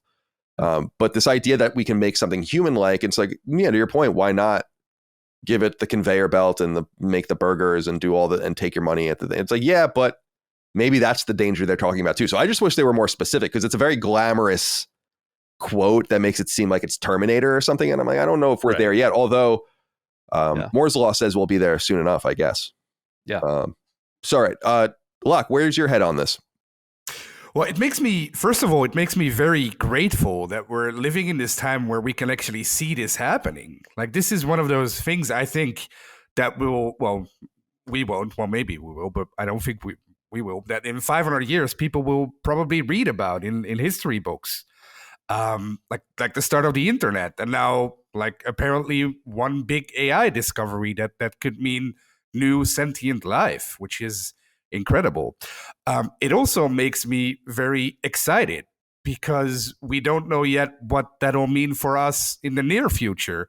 AI is growing exponentially fast. A couple of years ago, you were only using AI in your Word document or in your email when your text was being corrected. Then came YouTube, which the AI algorithm is feeding you recommended videos. We're using AI right now, I guess, in this program that we're using here. So it just gets exponentially better and exponentially more interesting. So I'm very interested on a personal level to see how this can improve life for us on a medical level too. If you have an AI that is so much more intelligent than human life, I want to see what it can do with DNA. I want to see what it can do when it comes to cancer or Alzheimer research. Don't they say that, oncology is like the least viable medical path to take now, because that's going to be all done by computers? Yeah. If it's not already. Yeah. Yeah, exactly. So that is also why I said earlier, well, maybe we won't be alive in 500 years, but at this point, you don't really know what's going to happen in the next couple of years. Maybe God, I hope I'm not alive in 500 years. maybe Jesus Christ. Yeah. Maybe they can find a way to keep your brain or your subconscious awake, or to place you in a new body. It's all science fiction, of course, and it's also very apocalyptic and very, very movie-like. And I know that it's not going to be like that in reality, but the opportunity is there for it to be something, at least, and we're here to experience it. It's not very, very often that people get this many technological breakthroughs in one lifetime, and we have a couple of them in our lifetimes, which is very exciting. On the other hand, it's also, what's worrying me is that those scientists themselves were kind of worried about it. That's what's concerning to me. In movies, you always have like the slimy, evil scientist who pushes through, and he releases the AI anyway. Luckily, that doesn't exist in real life, or at least I hope it doesn't exist. Yeah, it's kind of like RoboCop. We just did that on Knockback. Yeah, exactly. So I hope that one doesn't exist, of course, but it worries me that those people, first of all, that we don't really know what it is. Why aren't they telling us what it was? It seems like such a cool, well, probably licensing and money, but it seems like such a cool discovery that you want to show to the world. So why are they keeping it mostly a secret? Competitive. I would imagine that like this is, what do they call that? working in stealth in the corporate world, where it's like they're trying to keep as much of their shit secret as possible. Of course, that makes sense. And second of all, how is it going to evolve? Like you said, there are no regulations yet, and it's growing so exponentially fast that that's not going to be possible. So who is going to decide where to stop? Where is the ethical line that you can't cross into making a sentient being? Or who is going to decide, which government is going to decide that that's not, that we have to stop, or that there have to be regulations in the first place? Right now, this company is American based, I assume, right? Yeah. So it's the American government that has to regulate it. But what if what if they move to Siberia and start the same thing there? What's to say that the Russian government isn't going to restrict it, or how is that going to work? How are the international laws going to? Very Metal Gear-esque in some sense. Yeah, exactly. So I'm very curious. I just want to know more. It's annoying to me that we don't know what it is. I want to know what it is. I want to know what they found. I want to know why they're scared or why they're worried. Yeah, well said. Me too. Dig, where are you on this? I mean, I have a few things I want to say. It's pretty fascinating stuff, man. Is this a tool we've built or a creature? That's a book jacket quote from the back of a sci-fi novel, man. That's some intriguing shit. These are smart people. These are not, you think these are not only scientists, these are probably some of the brightest people on the planet. You wouldn't think they were knee-jerk fear-mongers, you know? What the fuck did this thing do? Like, they're teaching in elementary school math. Did they come in the next morning and it's like up to pre-calc? They're like, wait, what the fuck? Or did it say like, all right, Q-Star, we're just going for coffee. We'll be back. And he's, Q-Star's like, enjoy it while you can. And they're like, what? Wait, what? They're, like, what? That type of thing. I mean, let's start at the beginning. This is the first thing I thought of. This is very Dagan. I appreciate all these geniuses, scientists, engineers at places like OpenAI and Microsoft and others. But where's the creative? Q-Star? I mean, I feel like Isaac Asimov could have done better in the 50s. It's also Q***. It's not even Q-Star written out. Which saves it a little bit. But it's like, come on, let's play up the comedy, let's make it funny, let's make it cool, or let's just make it as horrifying as it is. Let's play up they're coming to enslave humanity and make us a power source. Deathbot 1. Deathbot, malevolent, overlord, apocalypse, doomsday, human annihilation, whatever. Like, just have fun with it. Where is the marketing? You're not honoring the brilliant side. It's very much like our American weapons are always named like ridiculous shit. Like, take some of those people. Our nuclear missiles are called peacemakers, which I think is hysterical. Like, we got a little bit of a sense of humor over here. Yeah, borrow them from the military. We already have it, and then you could do the cool iconography and everything. Let's have a little fun. It's too flat. Like, it doesn't celebrate the brilliance on the science side. Where is the marketing? They have the budget. Come on, man. These are like really wealthy companies. I think that's the first thing. I want to know exactly what happened. Like, what was the signal to say, like, to make hundreds of people freak out and say we're leaving and going to Microsoft if you don't hire this guy back? First of all, I don't know much about Sam Altman. I saw him doing a couple of brief panels, but that's the indication of a true leader when 700 people back, like, if he goes, we go type of shit. Yeah. I was like, who is this guy? Yeah. And he does seem very grounded and very charismatic for as intelligent as he obviously is.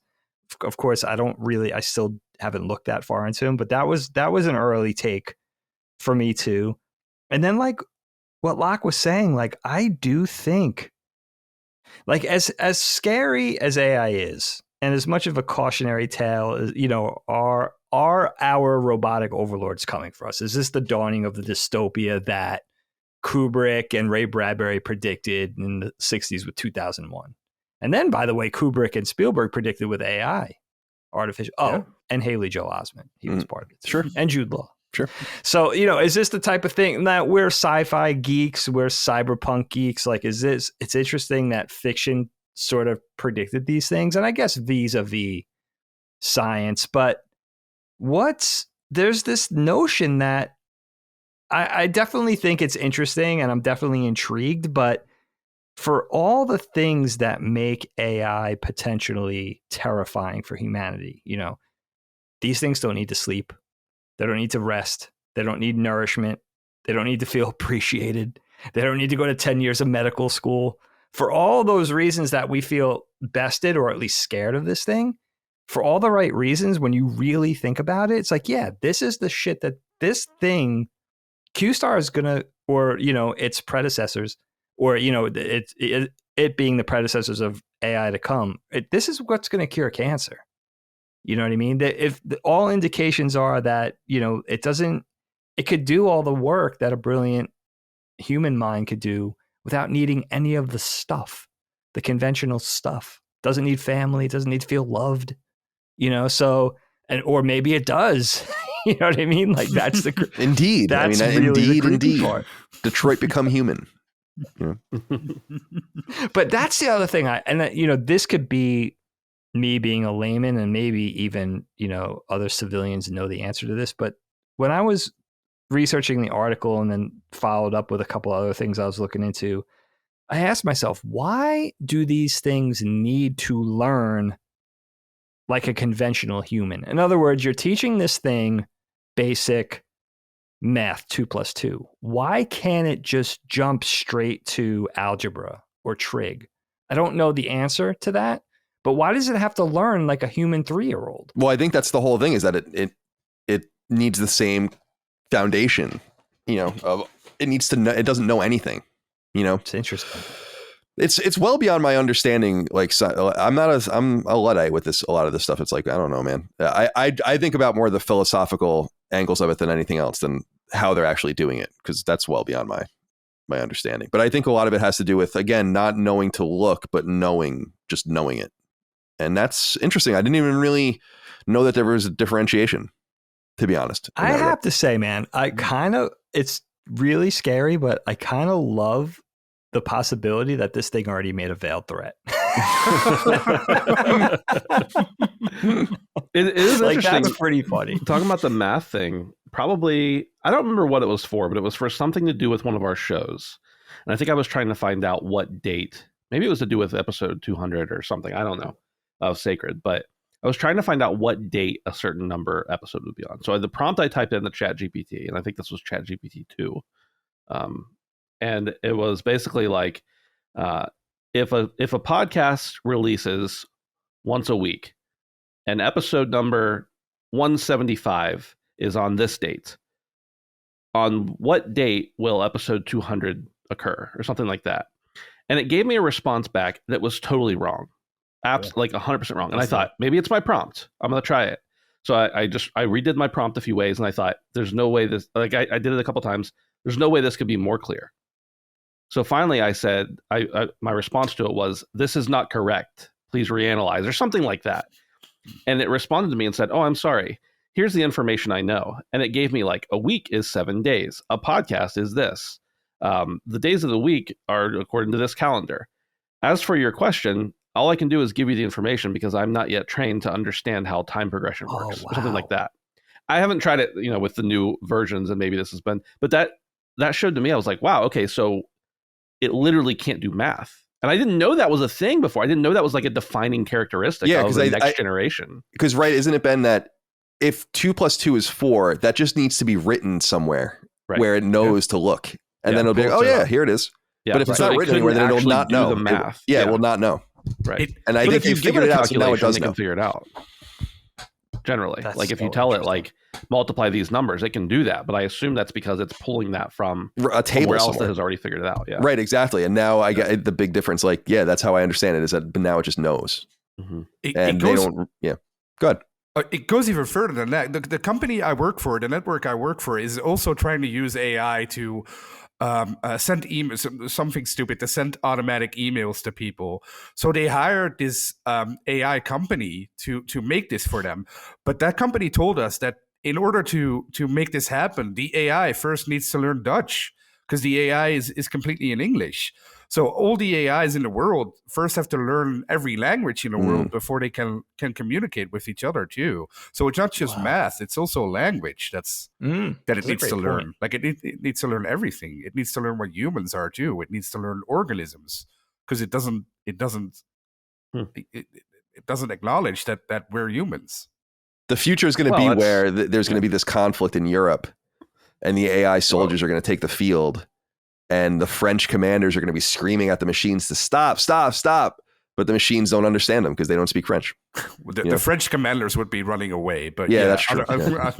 Other countries, so there's maybe. Still that's true. So there's still some sort of time requirement. It's not like Neo, like in the Matrix. Like, we're going to teach you 10 styles of martial arts and all these weapons and how to fly a helicopter. Okay, I know it. Like, it's not. There's still some sort of time requirement required for a. I just can't get. I can't get past Q-Star, like the scientist. And I know I'm like reverting back to 2001 with Hal, but it's like, all right, Q-Star, here's all this math stuff. We'll see you in the morning. And then lock up, lights, turn the lights off, leave. And then the scientist comes back in 30 seconds because he forgot. Oh, I just forgot my jacket, Q-Star. And Q-Star has like all the nuclear missile silos pulled up. And just trying to cover it up real quick. Like, Windows keep going. That's actually a really funny visual. That's a great idea. I don't know why I'm laughing, because I'm trying. That's my coping, because I find this real. I find it scary that something scary happened. Yeah, and not only that, but to say like, listen, let's slow our roll. It would be like me getting a job. It's to the 10th degree of this. It would be like me getting a job on a new animated series and getting promised 10 years worth of work, and then being like, you know what, this probably isn't a good idea. It's like this is what these guys have worked their whole life toward. And they're like, wait a second, something happened where like, this is dangerous. So I don't know if we'll ever know. Yeah. That's very frustrating. Well, I think we'll know soon. I think we'll know soon enough. Not about this necessarily, but I think we're going to know. I think this is, I don't know, man. I think we're in the mix, so we don't realize how quick it all has happened. Yeah. Just how quickly we've come to where we are now. Just with the internet. I mean, 30 years ago, nothing that you're talking about would make a fucking lick of sense to people. The internet is this very nascent thing for consumers. Almost no one really uses it. That's a good point. AI and like sentient machines. And if you even showed them the Boston Dynamics stuff, see the videos of I've long said that when we're put into camps by the robots and, liquidated, that they're going to show us the propaganda, the propaganda films that they're going to see and getting all riled up are the ones of us fucking with the Boston Dynamics robots. Like, you see the Boston Dynamics robots, they're like hitting him with hockey sticks to trip him, and he gets up and and they keep tripping him, and they literally put banana peels down and shit to like make them all look like fucking stupid. And they're like, this is what they did to your grandfathers and your grandmothers. They're going to pull up episodes of BattleBots and be like, this is what this is like what they thought of you. Debased us. Yeah, exactly. And I forgot about BattleBots. Yeah, BattleBots. But I loved BattleBots. That was dope as hell. Yeah. Well, and some of them are just so stupid, like so bad. But I think it came back. I'm pretty sure it did. I think Jessica Chobot actually hosted like a revival. You're right. Oh. Yeah, a revival of it. I don't know where it was. Jessica Chobot. Yeah. I have a huge crush on her. Oh, you have a huge. They're gonna reverse it. We're gonna be in the BattleBot arena. I wonder if the discovery was actually the issue. Like, it seems like their issue with firing him specifically was the transparency of telling them rather than the actual discovery. Because like Dagan said, these people are working for this their whole lives. Obviously, we hope that they have our humans' best interest in mind, society's best interest in mind. So maybe they are, they put a stop to whatever it is if it's actually dangerous. But I get the impression that it's more that, Sam or whoever else was just not revealing that information. I would imagine they still want whatever that information was to be part of their next plan. They just wanted to know about it. But I don't know. I could be totally wrong. Well, I was listening to something. I don't know where it was. It was just a YouTube seminar, one of those random interviews where there was an AI expert saying that what has to happen is that we need to make it more to protect the future of humanity. We need to treat AI research like nuclear research in the sense that we often assume that everyone that knows nuclear science knows how to make a bomb, but actually it's not like that at all. Right. The conceptual ideas of how to build the different bombs are there, and we know how certain bombs were built. But the reality is that actually it's not really well known how to build a bomb at all and make it work. That's why you have to like test them, and it costs all sorts of money, and you have to enrich everything or whatever. And that's really siloed off. Like, you don't go I guess what the guy was saying is like, you don't go to college and say like, I want to work on nuclear bombs. You go to college and say like, I want to work in nuclear energy. And then some defense contractor reads you in on whatever it is they're doing. And you become part of the secret program to make bombs or whatever. Yeah. And they're saying like, that's kind of the way it needs to go here, is that researching AI and then you get kind of drafted into these AGI programs that really understand much more than like the chat GPTs or whatever. And we need to keep that as forbidden as possible. Mm-hmm. And to me, that seems impossible. So yeah, it'll be interesting. I just wanted to touch base with you guys and see how everyone feels about it, because I don't have an answer, or even, again, like we don't even know the nature of it. Again, if the three different silos I described of like the real human danger, imminent danger, I don't believe that that's true. So I think it's one of the other two things, either the economic danger of going down this path, which could be, or what I really think they might be talking about, which is like, we're creating something, so you need to be prepared that you're not going to be able to just unplug it. Yeah. Or like you're going to have to think twice about it, or there's going to have to be an ethical examination of what you're doing. And I think that that's probably pretty reasonable, because I'm comfortable with the idea of like putting the gun up to the Cylon and shooting its head off and being like, you're a fucking robot. Like I get that. Like I can internalize, I get that, but I don't know that we're not going to be in situations in the decades to come where it's not going to be that easy, even if it's not something that, if it's just it's so-called screen door Turing tested, where it's just a computer, but it's acting human and it talks to you like human and it knows you and it's got a personality and stuff. I just don't know that it's going to be as easy as people think. And I think that might be the danger they're talking about, is that we need to wrap our minds around the creation of something. We thought that sentience was obviously like our dogs are sentient and stuff, but like we thought that evolved intelligent sentience was human. And actually, we just made it, and it's indistinguishable, except for it doesn't have a body. And I think that that's an ethical issue. And I don't know, maybe we'll know more by the time this goes live in the weeks to come, but I feel like that's what they're talking about. I saw a tweet, and I can't remember who it was, so I didn't know who they were, but I can't attribute it to them. But it was like, yeah, humanity, we're like, why don't you just unplug the AI? But we'll also put googly eyes on a box of tissues and protect it with our life. Right. Give it a name or something like that. So yeah, it's not a cut and dry conversation for sure. Yeah, I mean, like it's different, but it's in the same line, Ben, as like our dogs, where there's the memes of people being like, you would kill someone for your dog, and it's like, yes, you know, like the guy sideways just saying yes with the beard or whatever. And yeah, so I think you're right. I think that's going to. People talk shit about Quantic Dream. I actually really like Detroit Become Human, and I like Quantic Dream generally. That game kind of gets into this whole thing about what exactly do you think you're doing, and what exactly do you think you're creating, and can you just. Black Mirror gets into this too, about torturing even AI and stuff like that, and like breaking them. Basically, it's very, very interesting stuff, and I think we're gonna have a lot more questions like this in the future. So I just wanted to touch base with you boys and see. I'm glad you guys were able to talk about it. I appreciate it. Let's go around the horn and say goodbye to everyone, starting with Lockmort. Goodbye to you. Thank you for taking the time to join us today. You're good at this, and we'd like to have you back more often. So Mike knows to seek you out more often. Thank you again. Thank you. And be well. Dagan, goodbye to you, my friend. Oh, I love this group. Yeah, it was so good. It's so good to see you guys. And if I don't see Locke and Ben again before the holidays, have very happy holidays. Yeah, this is a great group. I really enjoyed it. You know what I have to do tonight, though? Big step down for me. Don't tell Helene I said that. Helene's 30-year high school reunion is tonight. Oh man. Dude, oh my it's dog. Gonna be it's gonna be brutal on a lot of levels. Let me explain. First of all, they integrated the two. It's the school district is 3 high schools now, but back when she graduated in the 90s, it was 2 high schools, so they pooled them. Her 25-year reunion was really bad. Like the venue was really underwhelming and stuff. So it's at a much nicer venue, I like the spot. So that's going to be nice. Complicated thing is, you know, Helene's a high school teacher. She graduated with her principal, who teaches at her school now. He's going to be there tonight, which he knows, but he's a nice guy. He knows both of my kids because he was the elementary school teacher before he graduated up to the high school too. But I feel like I kind of got to be on my best behavior. Like I can't just let things fly with him. I got to keep it on a certain level with him.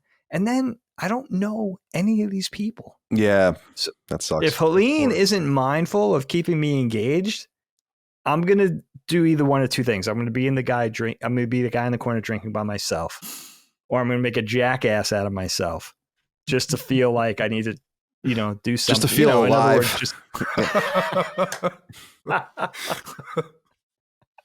I don't know. You know what the other thing is? And I don't mean to sound like this could be because I'm looking through my own eyeballs, but these people, Helene graduated in 93. I was class of 92, so she's a year younger than me. All of her contemporaries, like anybody I've ever seen that she still keeps in touch with on Facebook and stuff, look old. Like they look like my parents. Like seriously old. I'm like, am I at a boomer? Damn. Like reunion here? Like I feel like I look a lot younger than them. Well, go and flaunt it. Wear your nice shoes. Who is this young couple? Yeah, wear a pair of nice shoes and go flaunt. Who is this young? Look, it's Muffin. Couple. To me, I thought what you were going to say, Dig, is what I think you and I can both relate to, which is, what the fuck are you going to your high school reunion for? I mean, that's the first thing I think about, right? Where my 20th year anniversary reunion was the spring of 2022. And I'm like, I can tell you one thing, I won't be there. Like, that's for sure. No You're offense. not even a little curious? Not at all. No. I have the curiosity, but I don't think I would put myself through. Like the people from high school that I want to be in touch with, I'm just lucky. Like I'm in touch with 3/4 of them. So, the other kind of curiosity would be the people I don't really want to see, but I'm just deeply curious about them. The people I'm curious about, I'm still friends with, or I can see them on Facebook or whatever. I don't even know. We went to a big enough high school too, where I'm like, I don't even know half of you. It's not like I literally don't even know who the fuck you are. It's not an insult. You were probably way more popular than I ever would be, but that's a great point. But it's like, I don't know. I don't want it. So when people are so into going, I'm like, what? I don't want to go to my fucking reunion. Are you kidding? No offense. Not because it's like, I don't know. No one gives a shit about me. And I don't even know any of you. There's Mike and Corey, Cody. It's cool. I can just text them and call them and see them. That's great.